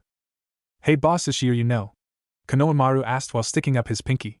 The redhead glared at the boy and said, Watch what you say, brat, or I'll. As she took a threatening step towards the group, she was met with a pitch-black blade at her neck. Looking up at the owner, she found herself looking into a glacier-like eye. I'd watch how you tread here, Namikaze. This isn't Whirlpool where mommy rules. You are now in my territory messing with my people, and I don't care whom your daddy was, I'll cut you down just as fast as I would anyone else who threatened what's precious to me. Naruto finished his speech and unsummoned his blade. Turning back to the group, Naruto smiled when he saw the stars in their eyes. Wow boss, that was so cool. Could you teach us that? How could you? Naruto chuckled at Konohamaru's excitement. I'll make you 3 a deal. I'll give you a 10-second head start, and if you can stay hidden from me for 5 minutes, then I'll give you the rudimentary lessons on sealing things, okay? Naruto asked, making the kids nod and then shoot off. Once he saw the children turn a corner, Naruto stood and started walking the other way. The redhead watched as the boy walked the opposite direction. Hey demon, they ran the opposite way. She yelled, making Naruto his head but not stop walking. Yep. Was all Naruto said and then continued on his way. The redhead was about to respond when a high-pitched scream cut her off. Naruto's eyes widened at the scream. Turning around, Naruto shot towards the direction the kids were running earlier, the redhead hot on his heels. Once Naruto turned into the alley the 3 kids ran down, he stopped. There, standing in the middle of the alley, was a boy who looked a little older than Naruto. He was wearing what appeared to be a cat costume and face paint, but what Naruto noticed was that he holding Konohamaru. Feeling someone pulling on his pants leg, Naruto looked down to see Miyogi and Udon looking up at him. Boss, you've got to help Kokuin, Miyogi said, making Naruto smile at the girl. Looking back at the boy, Naruto glared as he saw him about to hit Konohamaru. If you finish that motion, you will be going home without a head, Chunin. Naruto's voice cut through the mind of the costume-wearing Chunin, making him stop his arm just before he hit the little kid. The costume-wearing Nin growled. Great, more weaklings, he said, making Naruto chuckle. You're the one picking on a 7-year-old, and I'm the weakling? I don't think so. Now then, why don't you put Konohamaru down before I make you live to regret it? Naruto said, making the Chunin grin. Why don't you make me tree hugger? The Chunin said, making Naruto sigh. You know, it could be the fact that you're dumb enough to threaten the Hokage's grandson. Or the fact of that short little shit in the tree thinks he can hide from me. Or maybe it's the blonde-haired beauty behind you is looking more at the annoying redhead behind me than she is me. But something about you really pisses me off. At Naruto's last words, he seemed to disappear. Reappearing inside the Chunin's guard, Naruto broke his hold on Konohamaru and kicked the Nin into the air. Setting Konohamaru onto the ground, Naruto jumped up after the Nin. Once Naruto reached him, the Nin watched as he lashed out with a kick to the kidneys. The Nin braced himself for pain only to see Naruto's foot seem to phase through his body. Flipping over, Naruto went for a kick to his ribs and phased his foot through the Nin's body again. As a final attack, Naruto gave an axe kick to the boy's head, once again phasing his foot as it was about to hit. The Chunin landed on his feet and looked over to see a smug-looking blonde, a confused redhead, and 3 confused children hiding behind the blonde. Neat trick, blonde, but what was that supposed to do? The Nin asked. Naruto smiled and looked at Konohamaru. Tell me, Konohamaru, what was the first lesson I gave you and your friends? Naruto asked, making the little kid look up in confusion. You said to always look beyond what you see. You said that if there are 2 blue lines drawn on a paper, then there is always a white line made. You said that if you can make your opponent only see the blue lines but miss the white, then you could win every time. Naruto smiled at the boy's response. That's right, Konohamaru, and you are about to get a lesson in that right now. Hijitsu, Chubura Kamuri, secret technique, second-hand smoke. At Naruto's last words, everyone gasped as they saw the Chunin being tossed into the air again. Everyone watched, as the Chunin seemed to be struck in the kidneys, ribs, and then sent into the ground with a strike to the head. The blonde-haired girl behind the costume wearing nin yelled. Kankuro, are you alright? Naruto raised an eyebrow as he saw the newly dubbed Kankuro step out of the smoke, blood dripping from his mouth and nose. As he reached for the object on his back, a cold, emotionless voice cut him off. Kankuro, stop. You are an embarrassment to our village, and if you continue I'll kill you. Naruto turned towards the voice and said. So the short little shit finally decides to talk, does he? I'm impressed. A small swirl of sand appeared in front of the two Chunin, and out of it stepped a short red-haired child. Naruto rolled his eye at the sight and turned his back on the nin. As Naruto was about to walk away, he was stopped by the same emotionless voice. You, what is your name? Naruto was about to respond when he was beaten to it. I'm Namike Zaiko, the redhead at Naruto's side said with a smirk. The red-haired Chunin glared at the girl. Not you, him. Naruto cocked his head back and looking into the redhead's eyes. Kamuri Naruto. Naruto said and turned back around. Sabaku no Gaara, and I'm going to kill you. Naruto stopped and chuckled at those words. Good luck, Gaara, stronger people than you have tried, but I'll meet your attempt. Tell me, Gaara, are you ready to face your phantoms? Naruto asked and then continued on his way, ignoring the looks the other people were throwing him. Next morning training grounds. As Naruto sat relaxing in the branches of a tree, he couldn't help but smile when he heard the familiar buzzing sound of his high-collared friend. Hello, Shino. You're early? Naruto said, looking at the trench coat wearing lad that stood leaning against the tree he sat in. I had a run-in with the young Namikes earlier, Shino said, making Naruto raise an eyebrow. Oh, and how did that turn out? Naruto asked, making Shino look up. As long as you were not brought up, she was rather pleasant, Shino said, making Naruto chuckle. Jumping down, Naruto laid a hand on the bug user's shoulder. I'd watch it, Shino, you keep talking like that, and I think you like the young Namikes, Naruto said, and then walking towards the center of the training field. Unknown to Shino, Naruto did catch the slight blush that appeared on the boy's face. Naruto thought and turned towards the bug user. So how is the new colony coming along? Naruto asked, making Shino push off the tree and take a step towards the blonde. It is full and they have already started working on one to add to the main Aburame hive, Shino said, making Naruto smirk under his mask. That's good. Now then, I'm going to assume that you have one regular Kikai colony and one Kamuri Kikai colony, am I correct? Naruto asked, getting a nod from Shino. Yes, you are correct, Kamuri-san, Shino replied, making Naruto smile. Good, have you checked your chakra pool lately? Naruto questioned, making Shino raise an eyebrow. You know as well as anyone, Kamuri-san, that the chakra pool of an Aburame is almost non-existent due to the Kikai, so why should I check it? Naruto chuckled at that. Shino, for once just humor me, Naruto said, gaining a confused look from Shino. Very well. Shino decided to listen to the boy and tried to channel some chakra. As he held the ram seal, Shino couldn't help but gasp as he saw the blue outline that showed around him. Ripping his hands apart, he stared at Naruto in confusion. But how? The Kikai eat all the chakra? Naruto chuckled at that. You are right, normally the Kikai of your clan do eat all of your chakra. However, for that reason exactly is the reason that your bugs could never survive my smoke, Naruto said. Elaborate for me, Kamuri-san, as I don't quite understand, Shino said. As Naruto was about to continue, another voice entered their ears. Yes, I would like to know why my son has excess chakra now as well, Kamuri-san. Both boys turned their heads to see two high-collared faces walking out of the forest. Mother? Father? What is it that brings you here? Shino asked, making the female Aburame chuckle. Well, son, as your father said, we are curious as to why our son suddenly has an excess of chakra. So, Kamuri-san, would you care to explain? The woman asked, making Naruto chuckle. Gladly, Aburame-sama. You see, Shino, the reason that my smoke, or any smoke, really kills your bugs, is because the toxins in the smoke get to your bugs' intestines and kills them. You see, because your bugs feed on pure chakra, they have never had any type of toxin in their intestines. So when I realized this, I had to make sure that the Kikai that Shino used were used to the toxins that smoke or poison created. I knew of only two ways to do this. Either I poison Shino's chakra supply, which could end up killing him, or I try and alter the Kikai he works with. So when I found the Kikai that Shino placed onto me, I used the same seal I used on Enmiku to change the physiology of his partners. Now, unlike the Kikai who eat pure chakra, the Kamuri Kikai eat the toxins that the body produces. Since Shino now has only one colony of Kikai that eat chakra, he now has an excess of chakra. Naruto explained, getting a nod from the Aburame family. I see, thank you for that. Now then, Shino, it seems you are going to be the first in our clan to ever have 3 colonies, so now then let's, Shibi said, only to get cut off by Naruto. If I may, Aburame-sama, I don't think you should get Shino another colony, Naruto said, making Shibi slightly angry. What are you talking about, boy? If he doesn't get another colony, then he won't have enough Kikai to again, the blonde cut off Shibi. Actually, Aburame-sama, that isn't true. You see, when I changed the physiology of Shino's Kikai, I not only changed its ability to eat chakra. Shino, if you would please, only using the Kamuri Kikai, tell them to devour that tree, Naruto said, gaining a confused look from the Aburame. Kamuri-san, my bugs are useless against almost anything that isn't mammal. Naruto rolled his eye at this response. Shino, damn it, humor me and do it, Naruto said, making the Aburame give him a confused look. Shino raised his right hand that held his Kamuri colony and aimed it towards the tree. Devour. With that simple command, a mass of solid black beetles flew from the boy's sleeves and onto the target. The Aburame watched as steam started to rise from the tree and a small hissing sound was heard.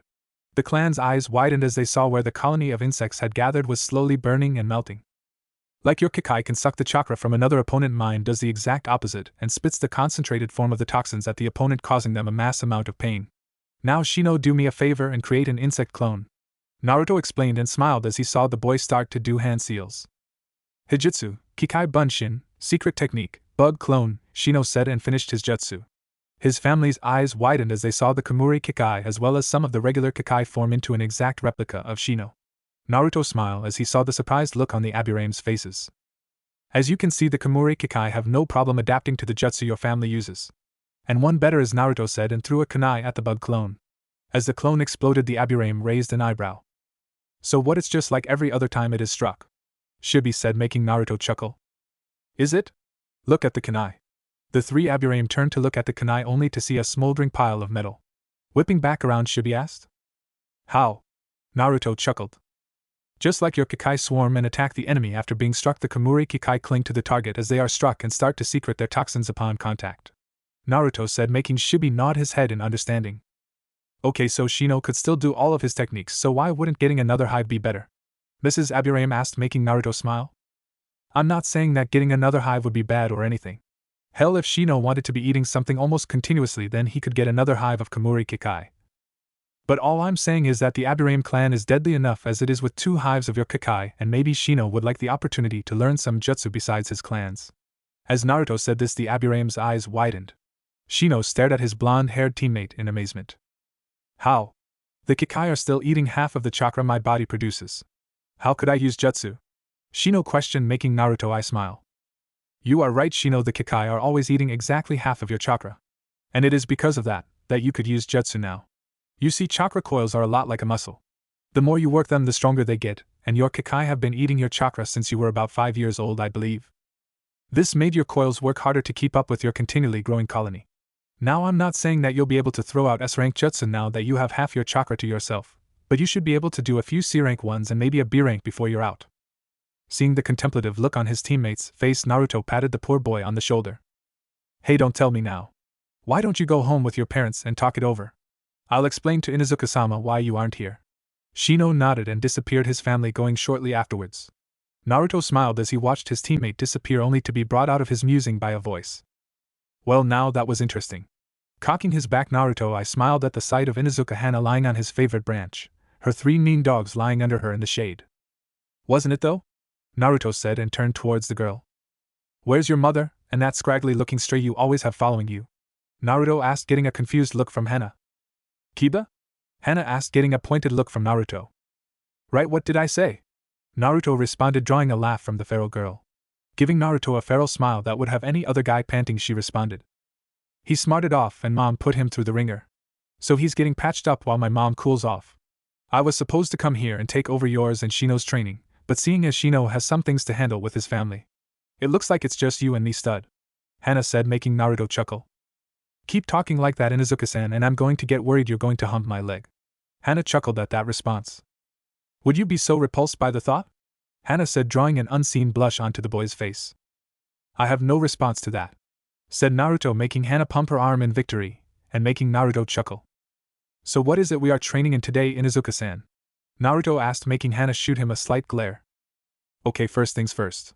No more of this, Inuzuka-san should call me Hana, And second, since it's only you and I here, we are going to try and get to know each other. I know you hate the Inuzuka clan for some reason, but whatever it was, I don't care. I want this team to work whether you think it's a team or not. Naruto watched the girl as she ranted and sighed. I'm not escaping here without telling you at least something, am I? Hana shook her head at his question, making him sigh again. Okay, so what do you want to know? Naruto asked, making Hana think for a minute. That fox of yours, what can he do? Hana asked, making Naruto raise an eyebrow. Unnoticed by Naruto but clearly seen by Hana was that Getakuyuki seemed to perk up at this. Enmaku? Well, I guess you could call him a supped-up mean animal. You see, when Inamku was a kittling, his family was attacked and killed by some of the villagers. When I found them, I used an incomplete version of my Kiri no Senka technique and some scare tactics that were taught to me to get them to run. As they ran away, I cancelled the technique and walked into the clearing. As I saw what they did, I kind of wished I killed those bastards. They quartered his dad and skinned his mom. She was only able to give birth to him before she died. The bodies were too badly damaged for me to bring back with my eye. So I did the only thing I could at the time. I took Enmaku in with me. As he grew up, I knew that he would need a way for him to protect himself, or else the villagers would try and kill him too. So I tried to convince him to go and learn from your mutts, but he refused to leave me, so I did the next best thing.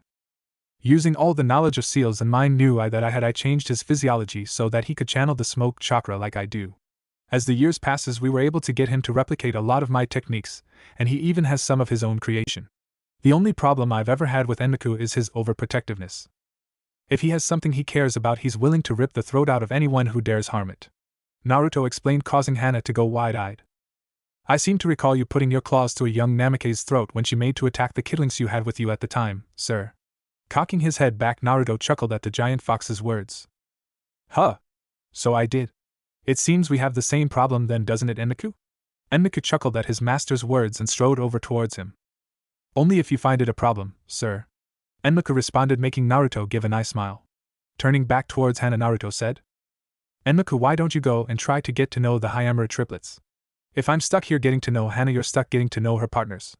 Naruto said, making Enmaku raise an eyebrow. I'd hardly call you stuck, sir, but I'll comply. With that said, Enmaku strode over to the three nin dogs and complied with his master's wishes. Naruto smiled at Hana and said, So now, Hana-san, is there anything else you would like to know? Naruto asked, making Hana smile. The two sat in the clearing for the next hour, sharing information and stories. Hana smiled as she was able to draw a really laugh from the black-clad boy and asked, Naruto-san? Naruto raised an eyebrow at the change's address but responded, Yes, Hana-san? Naruto asked, getting a slightly sad smile from Hana. Why are you acting like this? Hana asked, making Naruto raise an eyebrow. Acting like what, Hana-san? Naruto inquired, making Hana sigh. Why are you giving me a chance when it seems like you want to beat the shit out of my mother and brother? Hana shot back, making Naruto chuckle. I don't want to beat the shit out of your family, Hana-san. While I may not like your mother for personal reasons, and Kiba pisses me off because he still acts like a pup, I really don't hate your family. However, to answer your question, I'm giving you a chance because you are doing the same. Naruto answered, making Hana raise an eyebrow in confusion. What do you mean? Hana asked, drawing a slightly sad smile from the masked boy. Tell me, Hana-san, what has your mother told you about me? Naruto asked, making Hana lower her head. She said to stay away from you, that you were dangerous. That you were the reason that Aunt Akita is dead. Hana replied, making Naruto smile. She said that, and yet you are still here giving me a chance to prove myself. That reason alone is enough for me to give you a chance, Hana-san. Naruto responded, making Hana smile. A light growling caught the two ninjas' attention, however. The two turned and saw how Hana's three dogs interact with Enmaku, and she couldn't help but chuckle when she saw a light blush adorn Getakuyuki's face and the glare Enmaku sent her two other dogs. Well, they seem to be getting along, Hana said, making Naruto raise an eyebrow. Yes, only because I have decided to give you a chance. The rest of your clan can burn, I'm afraid, Naruto said, drawing a light playful glare from the feral female. Enmaku said you were hardly stuck here, what did he mean? Hana asked, making Naruto chuckle. What, you honestly didn't think you could keep me here if I wanted to leave, did you? Hana-san, I have escaped from ANBU teams in a locked room with no windows or vents. Now tell me, if I wanted to leave, do you really think you could keep me here? Naruto said with a raised eyebrow. Then why did you stay? Naruto smirked at her question. Why wouldn't I? As you said, you wish for this team to work? If that is going to happen, then we need to know each other. As Naruto said this, he stood up and called Enmaku over to him. Naruto started walking away, Enmaku at his side. Hana's eyes widened. Wait, Naruto, I have something you need to take, Hana yelled. Naruto cocked his head and held up a green piece of paper. I stole it from you the second you were in reach. Just make sure that stray mutt of yours shows up, Naruto said, and then turned back and went on his merry way. Hana smiled at the place Naruto once stood. You are an interesting one, Naruto. You are an interesting one in the forest. Naruto looked down at the paper and said, Chunin exams, huh? Should be fun. Next day Academy. Naruto sat in the branches of a tree outside of Konoha Academy waiting on his two teammates. Hearing a light buzzing noise, Naruto turned towards the sound. Naruto smiled as he saw the high collar of his teammate. Naruto raised an eyebrow, however, when he saw a stick of Pocky in the young Aburame's mouth. I'm not even going to ask about the Pocky, but I feel you went with the extra colony, Naruto said, making Shino nod and swallow the rest of his Pocky. Yes. While I would like to learn some jutsu, until this exam is over, I believe it would be imperative that I stick to what I know instead of having chakra and not being able to use it. Naruto nodded at those words. Wise choice. After this exam, however, if you do choose to give up the other Kakai colony, then I'd be happy to teach you some jutsu, Naruto said, gaining a confused look from Shino. Naruto shot Shino a pointed look. What, you honestly didn't think all I knew were smoke jutsu, did you? You should know better than that. Come on, Shino, I can sense our little stray around the corner, so let's go get him before he makes an idiot out of us, Naruto said, and jumped towards the chakra signature, Shino hot on his tail. Kiba jumped in surprise as Naruto's black-clad form landed in front of him. What took you so long, pup? Naruto asked, making Kiba glare at him.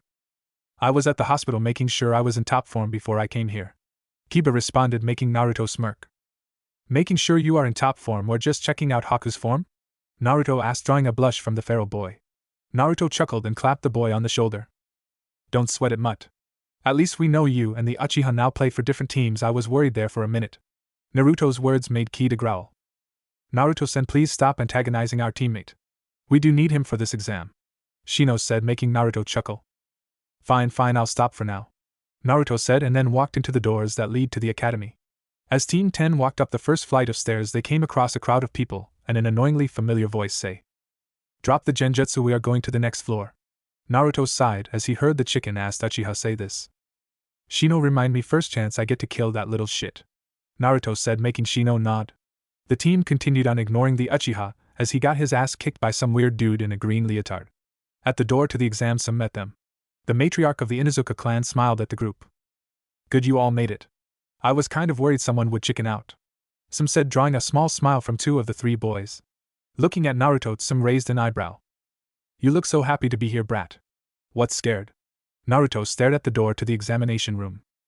I get the feeling that by the time this is over, someone I know will be dead, Naruto said, sending chills down everyone's spine.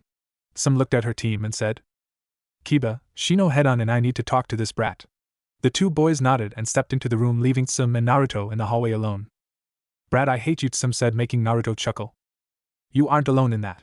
If all you want to do is wish me death, then I have places to be, Naruto said, drawing a sigh from the feral woman. I hate you, but you are stronger than probably anyone else in that room, and I know after all I've put you through I have no right to ask this, but Naruto cut her off before she could finish. Then don't. While I don't hate you, I'm not fond of you either. Hell, if I were a vengeful person I would wish death on you and your entire clan. Tsume's head dropped slightly at this. But I'll keep your son safe. Tsume's eyes widened as he said that. Naruto turned away from the woman and walked into the room. Tsume stood there in the hall staring at the place that was once occupied by the blonde and let a small tear escape her eye. Thank you was the last thing she said before she disappeared in a puff of smoke. Examination room. As Naruto walked into the room, he was assaulted by a mass of killing intent. Giving out a chuckle, Naruto matched the Ki with his own. Naruto rolled his eyes as he saw some of the genin shy away from him. Walking up to his team, he stopped as he heard his name being said. Kamuri Naruto, formerly known as Uzumaki Naruto. Tokubetsu Genin. His abilities in Kenjutsu, Ninjutsu, and Funinjutsu are off the charts. He seems to have something wrong with his eye that he keeps under his forehead protector. It says the eye has the ability to a blade pressed against his throat cut off the silver-haired genin that was speaking. And what do those cards say about you, I wonder?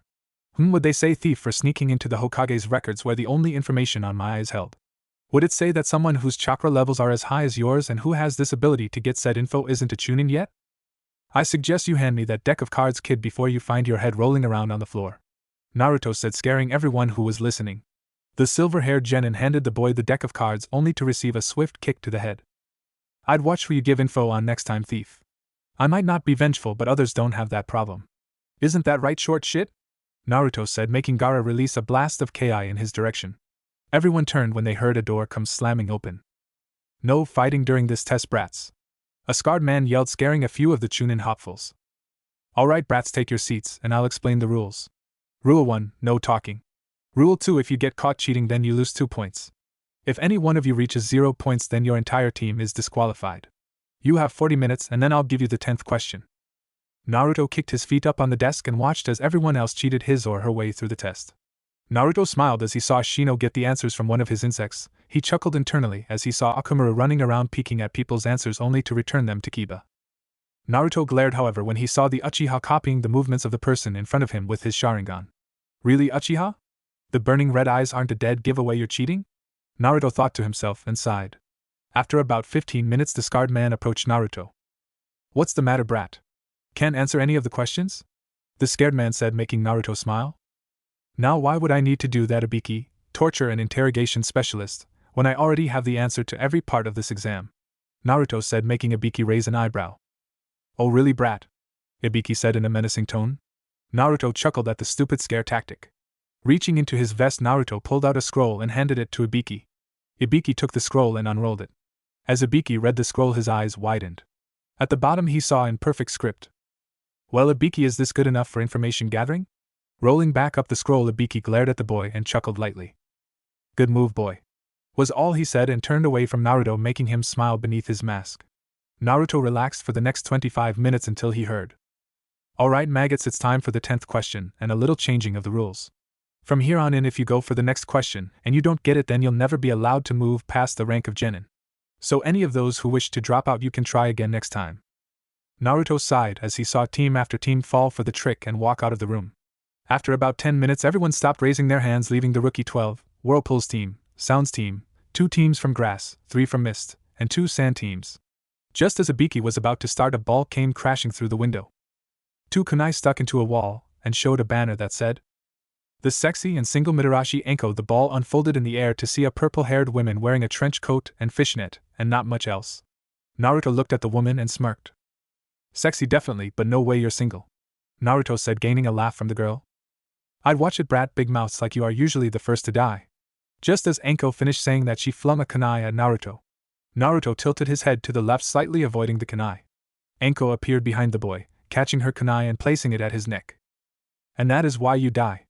Naruto chuckled at her words and asked. Really?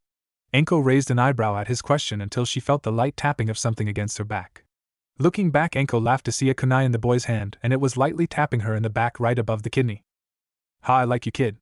Alright, maggots, let's go. By the time I'm done with you, you'll be at least cut in half.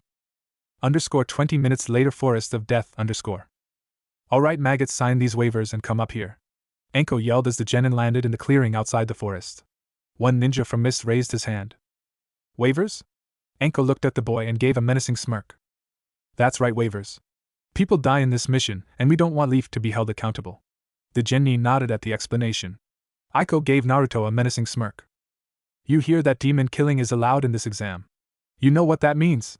The girl said, making Naruto chuckle. I don't know, you'll finally get your sick necrophilia kick? Naruto responded, making Aiko grit her teeth.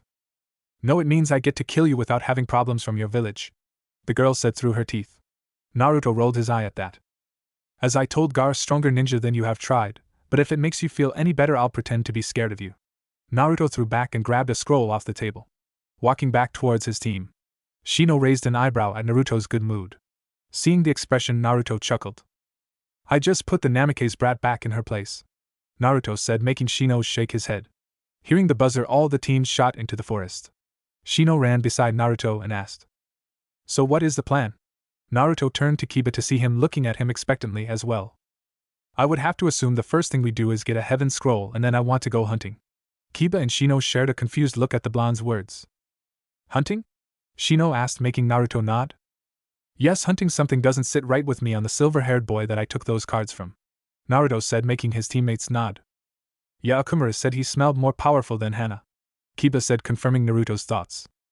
Despite her rank, Hana is easily Jounin level. So when we attack this team, we'll remove his teammates first, and then go after him as a team. Kiba, did you pick that mask up like I told you to? Naruto asked, making Kiba smile and nod. Good, because when the time comes I'll probably have to go all out. His 2 teammates nodded, making Naruto focus on the objective at hand. Hokage's office. At the same time as the second exam started, we find the third Hokage speaking to one Inuzuka Hana on a very popular topic nowadays.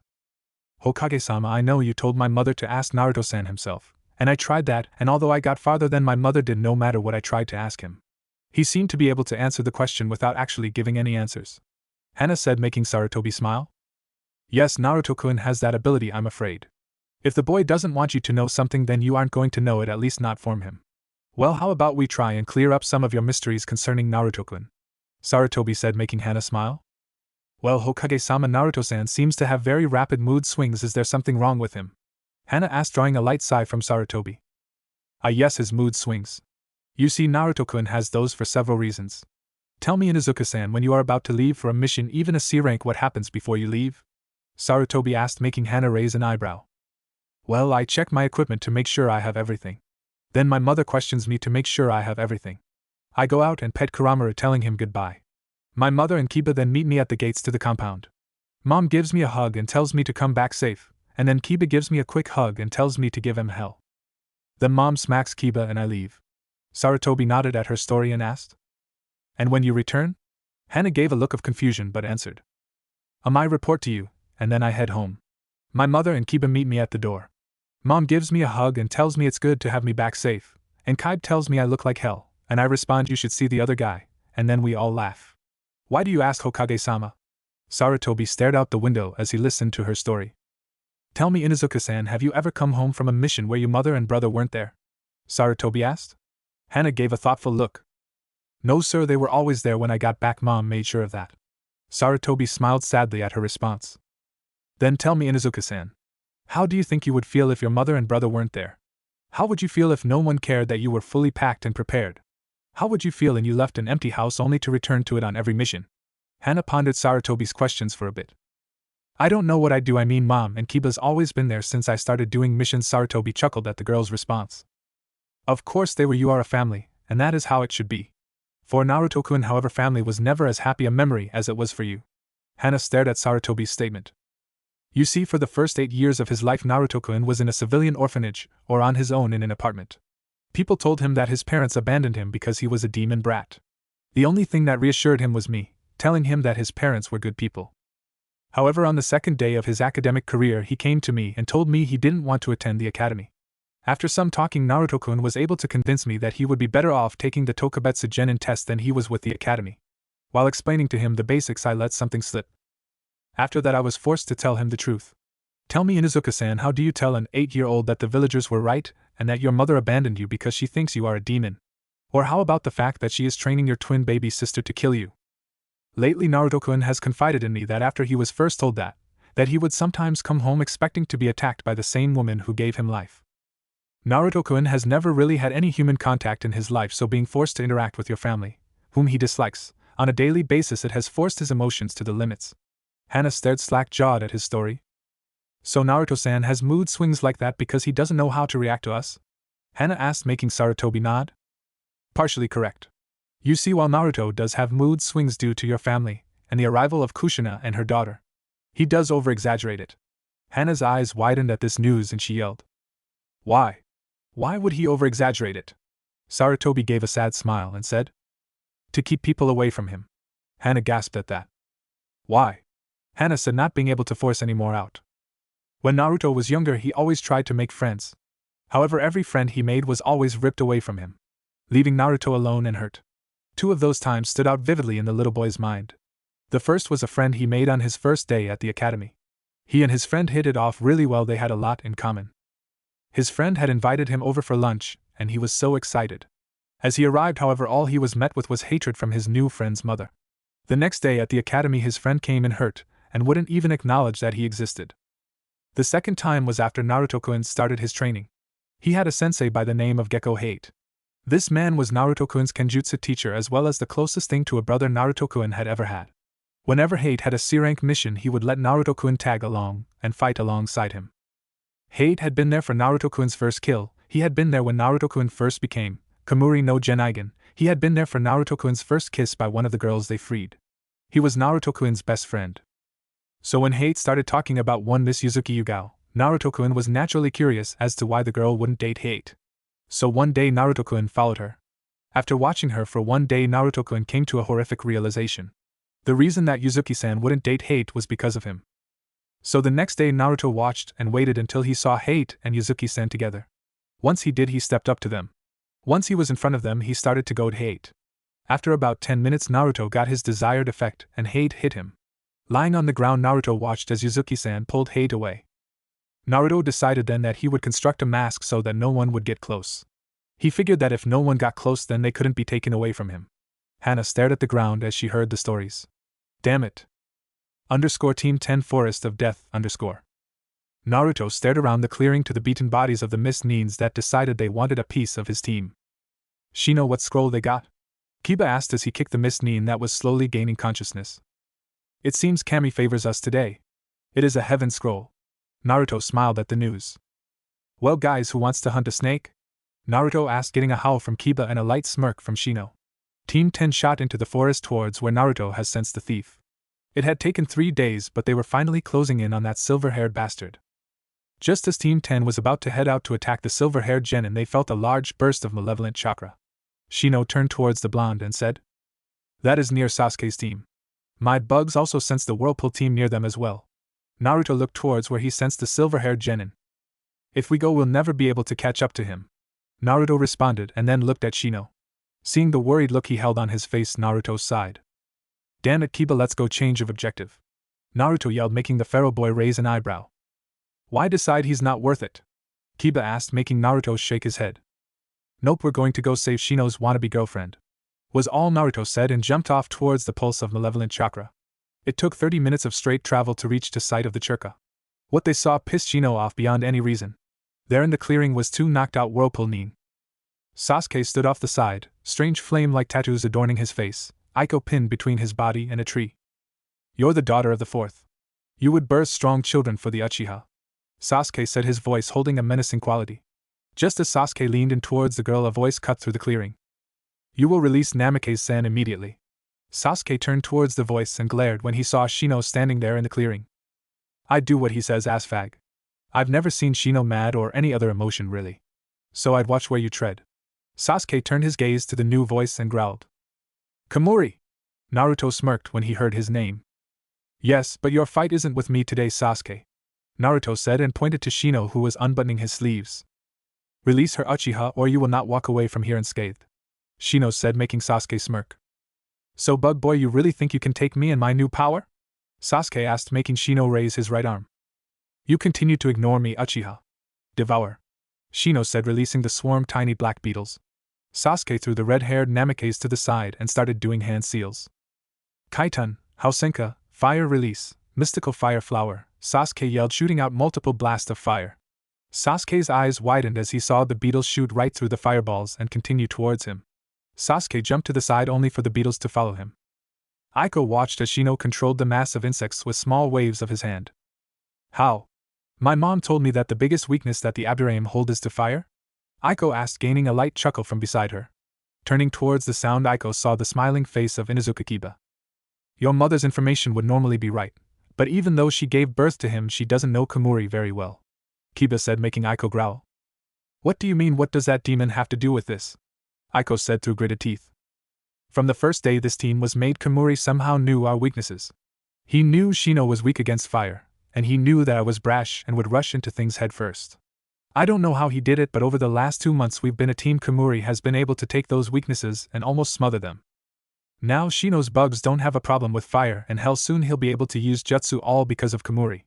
So while you may think of him as a demon, I'm afraid I'd have to disagree," Kiba said, his eyes not once leaving the fight. Aiko glared at the pharaoh boy. "You have no idea what you're talking about," Aiko said, making Kiba chuckle. "Don't I? According to the Hokage, the only reason that my family wasn't shamed was because of Kamuri. You, whom has never even spoken to him, is calling him a demon. You know, as much as I love my mother, when it comes to Kamuri, she is just like you, so I know what it's like for a parent to tell you to stay away from someone, but you know eventually you have to stop being a pup and start walking on your own. Just give it some thought. Shino's about to win." At those last words, Kiba walked away and Shino's bugs latched onto Sasuke and secreted their toxin onto the boy's skin. "On my hand!" Sasuke yelled as the insect's toxins slowly start to burn his hand. Shino recalled his insects and turned away from the Uchiha. "I warned you, Uchiha, that you wouldn't leave here unscathed. Should you ever touch Namikaze-san again, you will not get off so lucky. With that, Shino walked up to the young redhead and asked, "Are you alright?" Aiko looked up at the face of Shino and smirked. "Yeah, you just got to him before I could act," she said, making Shino smile lightly. "I'm glad. Do you need any help with your teammates?" Shino asked and was surprised to see tears form in her eyes. Kyokusan the Uchiha Aiko jumped into Shino's arms and cried into his chest. Shino wrapped his arms around the crying girl only for a wispy voice to say, "Your teammates are fine, Namikaze, stop being a baby." Aiko glared at the blonde sitting in the tree branch he'd been in the entire fight. "Shut up, demon. I know you don't care if someone dies, but humans actually care about our dead," Aiko yelled, making Naruto stare off into space. "Who will bury you when you die?" Naruto mumbled to himself, making Kiba give him a funny look.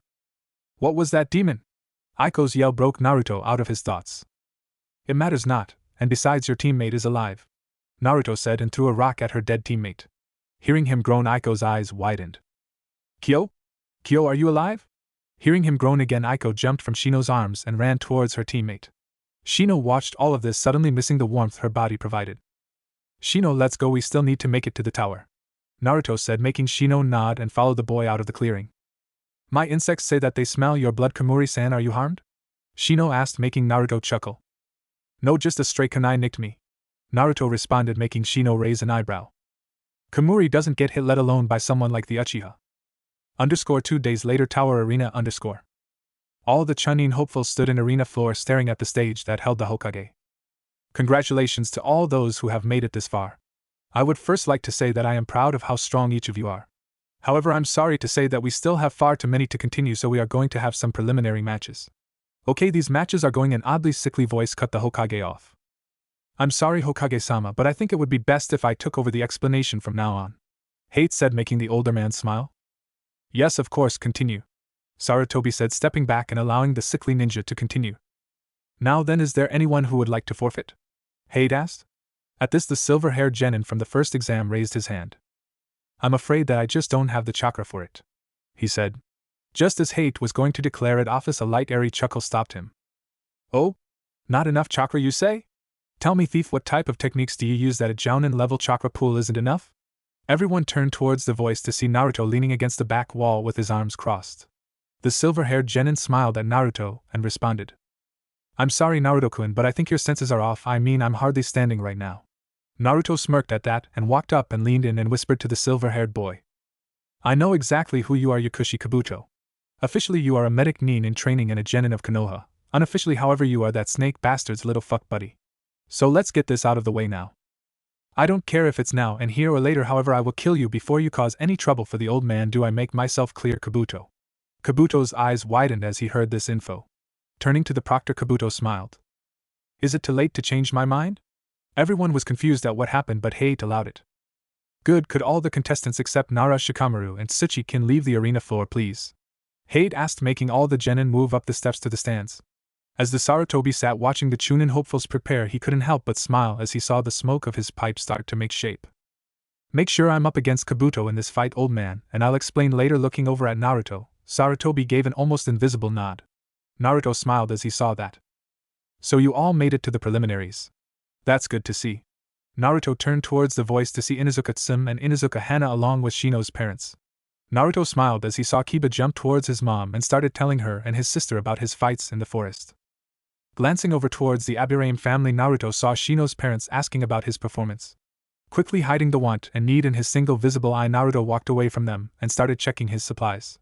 While Naruto was busy trying to get his mind off of the family moment that was happening, a voice stopped his rummaging. Uzumaki-san. Recognizing the voice, Naruto sighed. "It's Kamori, actually, Yuzuki-san," Naruto said, causing the purple-haired girl nod. "Oh, then my apologies, Kamori-san." Naruto sighed at that and said, "Stop trying to polite, we both know you hate me and I'd prefer if you were being honest." "Now what is it?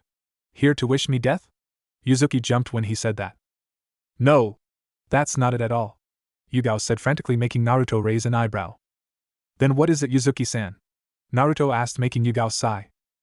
Well, it's just." Naruto rolled his eyes as he heard this. "Yuzuki-san, I hate to be rude, but if you don't have anything to say, then I have other stuff that I need to attend to." As Naruto turned away from her, he heard, "Hyaku-kun misses you." Naruto stopped at that and had to blink away tears. His fist tightened in anger. Yes, but Gecko-san and I stopped talking years ago when he made it perfectly clear how he felt about me. If I recall, Yuzuki-san, you were there when he did, Naruto said, making Yuzuki look at the floor. Please, I know that you tricked Hyde-kun into doing that so that I'd give him a chance. And we've never been happier, but it's strange sometimes whenever we talk about children, Hyde-kun would just space out and start playing with the black piece of cloth he has tied around his arm. Please, Komori-san. I'm asking you to try and talk to Hyde-kun. Please. Naruto listened to those words and sighed. He still has that thing, huh? It doesn't matter, I'm not going to try and talk to him. Yugao's head fell at that. But I'll not ignore him should he try and talk to me. Yugao's eyes widened at that and a smile found its way onto her face. Thank you, Komori-san. Thank you? Yugao whispered and disappeared. Naruto smacked his head lightly against the wall and said, Why do I keep doing this to myself? Naruto was brought out of his musing by a hand lightly gripping his shoulder. Spinning quickly to break the hold the hand had, Naruto came face to face with the smiling Inuzuka Hana. Hey, you alright? Hana asked, making Naruto raise an eyebrow. Of course, what would make you think differently? Naruto asked, making Hana point behind him. I don't know, maybe the new head-shaped dent in the wall? Hana responded, making Naruto chuckle. Yes, I suppose that would be a hint. However, it is nothing you have to worry about. It won't disrupt anything on the team, Naruto said, making sure to put emphasis on the word team. Hana was about to respond when an announcement came over the intercom, causing her to frown. Naruto, however, smiled when he heard the announcement. Kamuri Naruto vs Yakushi Kabuto. Naruto smirked and jumped over the rail leading into the arena. Hana watched as the boy just and quietly whispered, Good luck. Landing gracefully in a crouch, Naruto smiled as he saw the silver-haired genin on the other side of the arena. Tell me, Yakushi, are you prepared to face your phantoms? As Naruto said this, Kabuto laughed. What a cute little saying, Naruto-kun. Are you asking me if I'm prepared to die? Kabuto asked, making Naruto smirk. Nope, because by the time I'm done with you, death would be a release. Naruto said, making Kabuto raise an eyebrow. Oh? So tell me, Naruto-kun, how are you going to do that? Are you going to use that infamous Genaigen? Kabuto asked, making Naruto smirk. No, you by yourself aren't worthy enough to see my eye. No, I'm going to kill you the old-fashioned way. At that, Naruto summoned his blades. With a hell of a lot of blood and gore, Naruto finished and dropped into an attack position. Stands Whirlpool Team _. Aiko listened to the two teens that stood down in the stadium and grew confused. Genaigen? What the hell is that? She asked her mother, only to receive a confused look. To be honest with you, hun, I have no idea. Kushina answered back. The Genaigen is the eye that Kamuri-san keeps hidden under his headband. A calm voice said, making the two girls turn towards the voice. Seeing the owner, Aiko smiled. Shino-kun, you know about the demon's eye? Aiko asked, making Shino raise an eyebrow. No, Namikaze-san, I know nothing of demons. However, the Genaigen that my teammate holds is an eye of substantial power. Shino responded, making Aiko raise her eyebrow. What does it do? She asked while Shino walked up to the railing and looked down at the fight that was happening below. To quote my teammate, it has a plethora of abilities. However, seeing as we are in a competition, and it is not my information to give, I'm afraid I can't tell you what they are. Shino said, making Aiko groan. Come on, Shino-kun, can't you just give me a little hint? Aiko pleaded, making Shino chuckle lightly. However, Shino soon grew serious. Namikaze-san? Aiko looked up at the boy when she heard the serious tone he held in his voice. When you face Kamuri-san, you are going to try and kill him, aren't you? Shino asked, drawing a tight glare from the redhead beside him. Yes, he needs to die for what he's done. The girl growled out, making Shino mentally sigh. Turning away from the two girls, Shino started walking away. After about 10 feet, Shino stopped. Namikaze-san, when you fight your brother, should he bring out his eye, run as fast and as hard as you can, because if he is able to get even a single ability off with that eye, you will never be the same. Shino said, and then walked back to his own team, leaving behind two very confused redheads. Stadium floor _. Kabuto smiled when he saw the blonde boy's weapons. Oh, Naruto-kun, so that is how you want to play, is it? Fine, then I'll see you blades with my own Chakura no Mezu, chakra scalpel, Kabuto said, making Naruto smile. Oh, shiny. Tell me, Kabuto, is that the best you're going to do? Because if it is, then I'm afraid you aren't going to last that long. Naruto said, gaining a smirk from the silver-haired boy. I'm sorry to say this is all I'll need to beat you, Naruto-kun. Naruto chuckled at that response. We'll see about that. Mikazuki no Mai. Naruto said with a smirk. Kabuto's eyes widened as the boy seemed to split into 3 pieces. Kabuto watched the 3 as they dashed towards him. Where is he going to attack? Left? Right? Behind? Kabuto's eyes widened as he heard a voice speak. Over here. Kabuto looked up to see the black-clad boy coming down on him. Everyone in the stadium was on the edge of their seats as the dust from Naruto's impact started to clear. Team 10 stared in amazement as they saw the chakra-covered hand of Kabuto gripping the blade of Naruto. Kabuto smirked at the blonde. What was that supposed to do to me, Naruto-kun? Did you really think that would work? Kabuto asked, drawing a smirk from Naruto. Nope, but start counting because I'm just a goddamn distraction.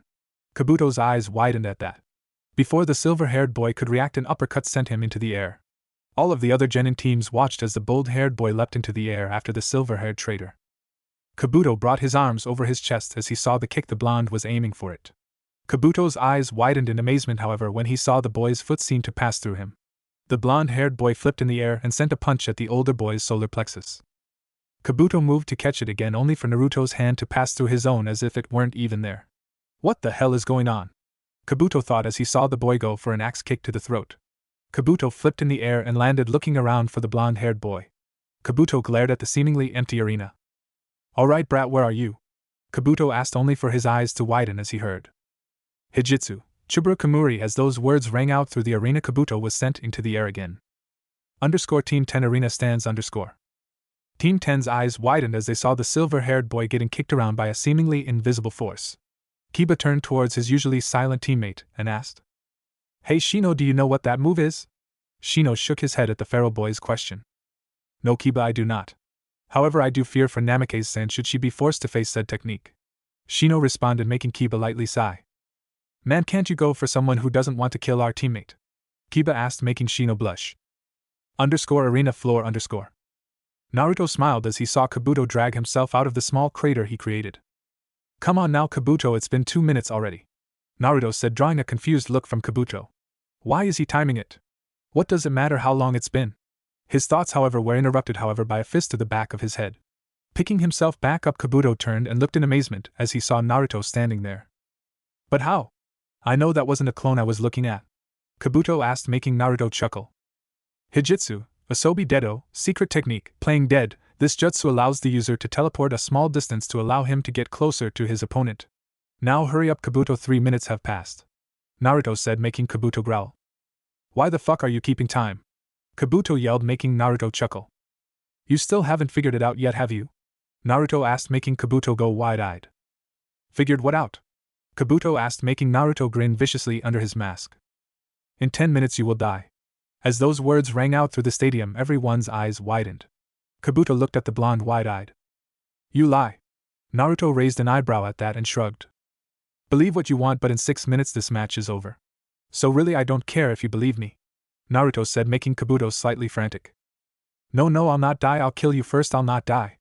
As Kabuto yelled this statement, everyone's eyes widened at the explosion of malevolent chakra. Kabuto smiled as a flame-like mark spread throughout his body. Haha, still think you have a chance at beating me, brat? Do you really think you can beat Lord Orochimaru's power? Kabuto yelled, making Naruto smile under his mask. That's right, Kabuto. Release it, show me that power that your so-called lord has given you. Show it to me, Naruto said, and raised his forehead protector to show his closed eyelid. So that I can steal it. Naruto finished and opened his eye. Everyone watched as the purple aura that used to be surrounding Kabuto started to be drawn towards the spinning blue eye.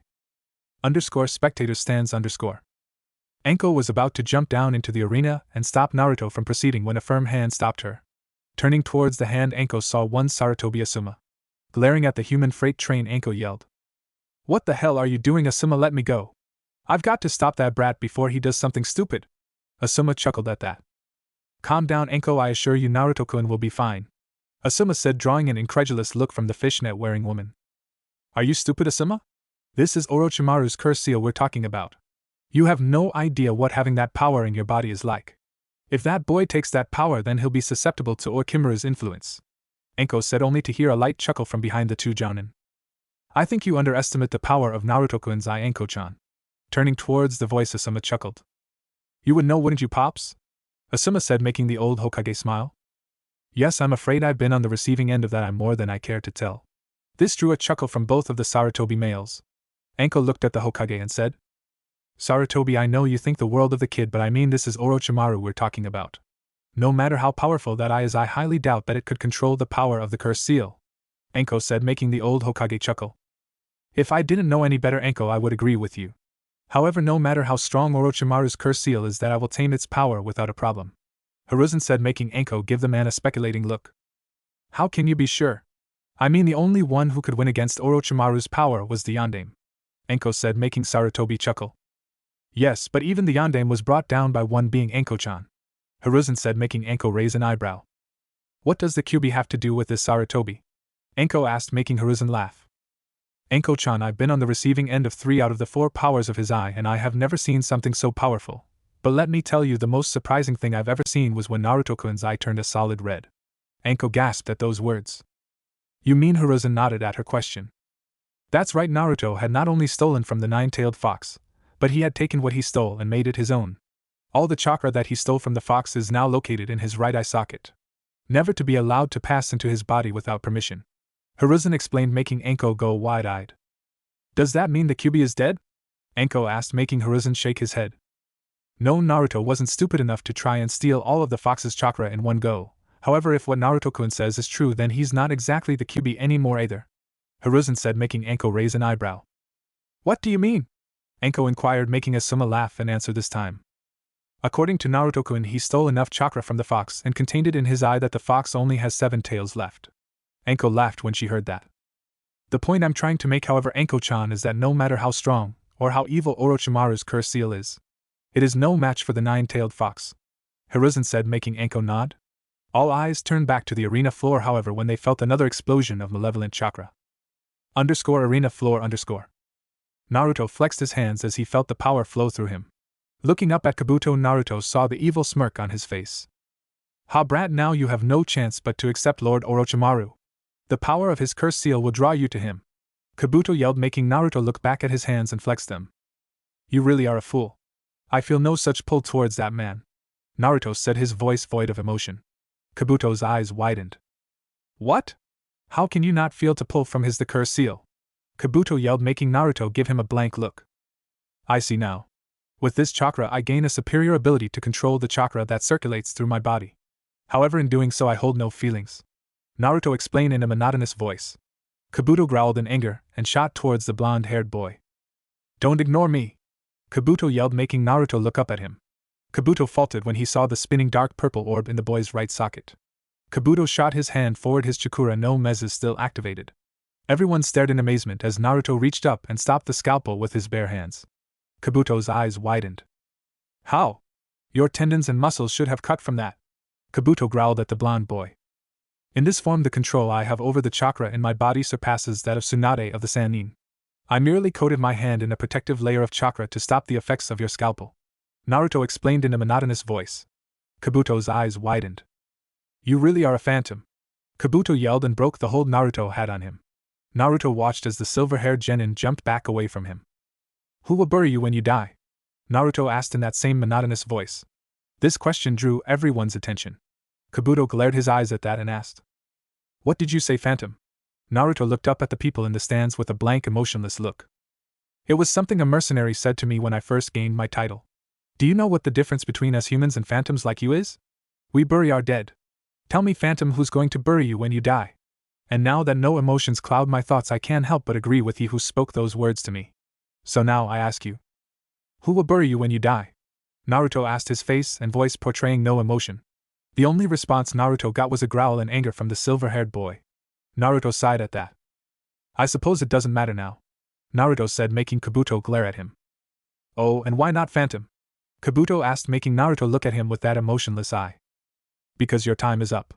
Hijitsu, Mikazuki, secret technique, new moon. As Naruto said those words, a unanimous gasp rang out through the stadium as blood spurted from Kabuto's neck. Naruto watched as the boy fell to the ground and deactivated his eye.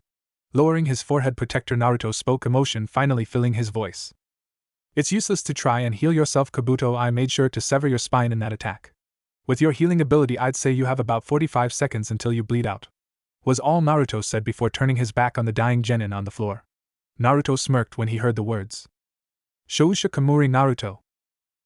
Stands Team 10 _. The 3 Inuzukas and 1 Aburame stared at the blonde-haired boy as he took his place beside them. They stood there in silence for about 5 minutes watching the fight between the blonde-haired Tsunanin and a bun-haired Konohanin. Kiba, finally having enough of the silence, asked. Kamuri, how the hell did you do that? I mean, you weren't even near the guy. Naruto chuckled at the feral boy's question. I figured you would be the one to crack first, Naruto said, drawing a light growl from Kiba, making Naruto chuckle again. Calm down, Mutt, and I'll explain. You see, the Mikazuki is an assassination technique that I devised using the same theory as my Chiburu Kamuri technique, with a little bit of a Sumasan's Hein, flying swallow. You see, unlike most taijutsu techniques that hurt automatically, mine works with the principle of using a Chakura no Rakuin, chakra mark, to brand the opponent. Then as long as the mark is there, then I could use the attack. However, the only Rakuin that I have been able to make so far is a one-use. Hopefully later on I'll be able to use multiple shots from a single Rakuin, but I digress. Using that principle, I'm able to channel a Rakuin through my blade to slice the opponent. I use the theory from the Hein to extend the reach of my application of the Rakuin. The downside, however, is that it takes 10 minutes for the mark to reach a suitable depth for me to use it as a killing move. The upside is that the Rakuin will last a week until it disappears, Naruto explained, making his team's eyes widen. Wait, so you could kill someone up to a week after you deliver the Rakuin? Tsume asked, getting a nod in response. Shino gave Naruto a confused look and asked, and how do you apply these marks to your opponents? Naruto smiled and tapped his forearm bracer. My bracers and shin guards both have seals on them that allow me to put a chakra mark on my opponent. What did you just this? They were a fashion statement, Naruto responded, getting an understanding look from the bug user. The team sat in silence watching the matches and couldn't help but sigh at some of them. Sakura vs the Namikes? Really? Naruto thought as he saw Sakura getting knocked around like a rag doll. Naruto sat silently watching as fight after fight showed nothing but foolish notions of power and skill. Naruto's single blue eye drew into a glare, however, when he heard the next matchup. Inuzuka Kiba vs Sabaku no Gaara. Kiba whooped in excitement. Alright, my turn. Let's go, Akamaru. Kiba yelled and jumped into the arena. Naruto tightened the grip he held on the bar when he saw Hate start the match.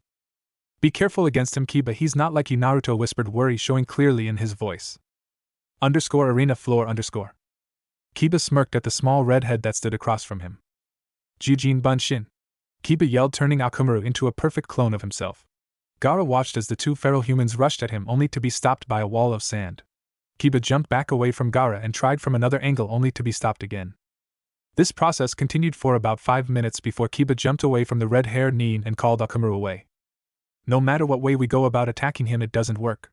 Looks like we're going to have to do this another way, huh, Akamaru? Kiba said, smiling at his clone. The clone smiled and growled. Ready? Let's go, Getsuga. Kiba yelled while he and his clone started spinning into a twister of claws and teeth.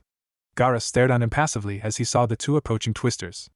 At speeds only rivaled by Rock Lee, the twisters rammed into and past Gaara's defenses. Everyone watched as the twisters tossed the Chunin into the air and repeatedly hit him. Kiba and Akamaru slid to a stop, panting heavily on the other side of the arena. Looking over towards Hate, Kiba smiled. You might as well call it. There is no way he's getting up from that, Kiba yelled with a laugh. A sharp cry of pain, however, cut him off. Looking towards the sound, Kiba was surprised to see a hand made out of pure sand smash Akamaru into the wall of the arena. Kiba looked towards the source to see Gaara standing there, crouched over sand falling from his face. Kiba's eyes widened as he saw the arm of sand turn towards him. Leaping into the air quickly, Kiba smirked as he saw the sand miss him. His smile fell, however, when he saw the hand make a 90-degree turn towards him. Shit, how can I dodge it? I know! Tsuga, piercing Fang, Kiba yelled and spun out of the way of the hand. Everyone watched as Kiba tried to outrun the hand in his Tsuga and was faring extremely well until another hand appeared and wrenched the boy out of his spin. Slowly the hand brought Kiba to rest about 5 feet above the floor. You have passed my Suna no Tate, armor of sand. For that you must die, Gaara said and slowly started to squeeze his hand closed. Kiba could feel it. The pressure the sand was putting on him. It was slowly becoming too much. Kiba felt his rib crack and screamed in pain. Team 10 stands _ Tsume and Hana stared as the youngest Inuzuka was slowly getting crushed. Kiba! Tsume yelled, the worry evident in her voice. Naruto stared down at the field and then turned his eyes towards Inuzuka matriarch. Naruto saw the worry in Hana and Tsume's eyes and couldn't help but feel slightly jealous. How good it must feel to have a family to worry about you, Kiba. Why should you get to feel that joy when I have nothing? Why should you have a family that loves you when mine wishes me death? Why must life favor you while I know nothing but pain? Naruto turned away from the arena and the Inuzuka, not wanting to see any more emotions. As Naruto slowly started walking away, an old memory slowly started to surface. Flashback. A 10-year-old Naruto sat on top of the forest's head staring at the village as the rising sun set it aflame. Naruto continued to sit and listen as he heard people slowly get up and start their day. Naruto let a small tear escape his eye as he heard the happy voices of children as they ran out of their houses and met up with their friends. Something on your mind, Naruto-kun? A wizened voice asked the blonde boy. Turning towards the voice, Naruto smiled. No, Gigi, I'm fine. Naruto responded, making Hiruzen raise an eyebrow. Oh really? It doesn't look like it. It looks like you're sad about something. Sarutobi said, making Naruto chuckle. You always could read me, Gigi. Naruto said, making Hiruzen smile. Setting himself down beside the blonde boy, Hiruzen smiled. Tell me what's bothering you, Naruto-kun. I'm sure I can help. The old Hokage said, making Naruto sigh. I don't know, Gigi. I guess it's just finally getting to me. Naruto said, making the old man raise an eyebrow. Getting to you, Naruto-kun? Sarutobi asked, making Naruto nod. Yeah. I know you always say that eventually things will change and then I'll make friends, but I don't think that's possible anymore. Naruto said, making the old man give a sad smile. Pulling the young boy into a hug, Sarutobi said. Naruto-kun, you've got to trust me. If you keep trying, I'm sure you'll make friends. You have to understand, Naruto-kun, that a lot of people still fear the Kyuubi's power, so even though it will be very hard, I'm sure if you try you'll make it. Naruto sighed at that. Thanks, old man, but I can't help but think that I kinda got the short end of the stick here. I mean, when I was born I had a mass on evil chakra shoved into my gut. My father died, my mother abandoned me and is training my sister to kill me. I just can't help but feel like, just for once, some of these people could feel lost like that. Naruto said, making Sarutobi hug him tighter. Never wish that, Naruto-kun. No one should have to face the loss that you've had to bear. That is what people like us are for, Naruto-kun. Sarutobi said, making Naruto give him a confused look. What do you mean that's what people like are for? Naruto asked, making Sarutobi chuckle. Naruto-kun, people with exceptional strength like you and I are here to stop others from having to experience the loss you have felt. Remember that, Naruto-kun, and I'm sure you'll get some friends. Sarutobi said with a smile. _flashback and _. As Tsume saw the blood pouring from Kiba's mouth, heard her son scream in pain, she couldn't take any more. Just as she was about to jump into the ring, she was beaten to it by a black blur that shot past her and jumped into the arena. Up with the jounin that weren't sensei's, Sarutobi. Hiruzen smiled. So you're finally ready to take your role, are you, Naruto-kun? Down in the arena floor, everyone watched as a black-clad foot phased through the arm of sand, only for the sand to explode as the foot came out through the other side. Spinning in midair, a black-gloved hand grabbed the injured feral boy and threw him over its black and gray-clad shoulder. Landing in a crouch, the body blurred again, this time heading towards a small hole in the wall. The blur dodged as spears of sand tried to intercept him. Reaching the hole, the gloved hand grabbed the injured white pup and leapt up onto the railing of the stands. Depositing the bodies of the boy and his into the hands of his mother, Naruto smiled. You should probably get him to a medic, Naruto said, making Tsume nod in agreement, and then run off. Once the feral woman was out of sight, Naruto lost his eye smile, and did a back flip off of the railing and landed in the center of the arena again, his back to the red-haired Chunin. Gaara smiled at the sight of the blonde.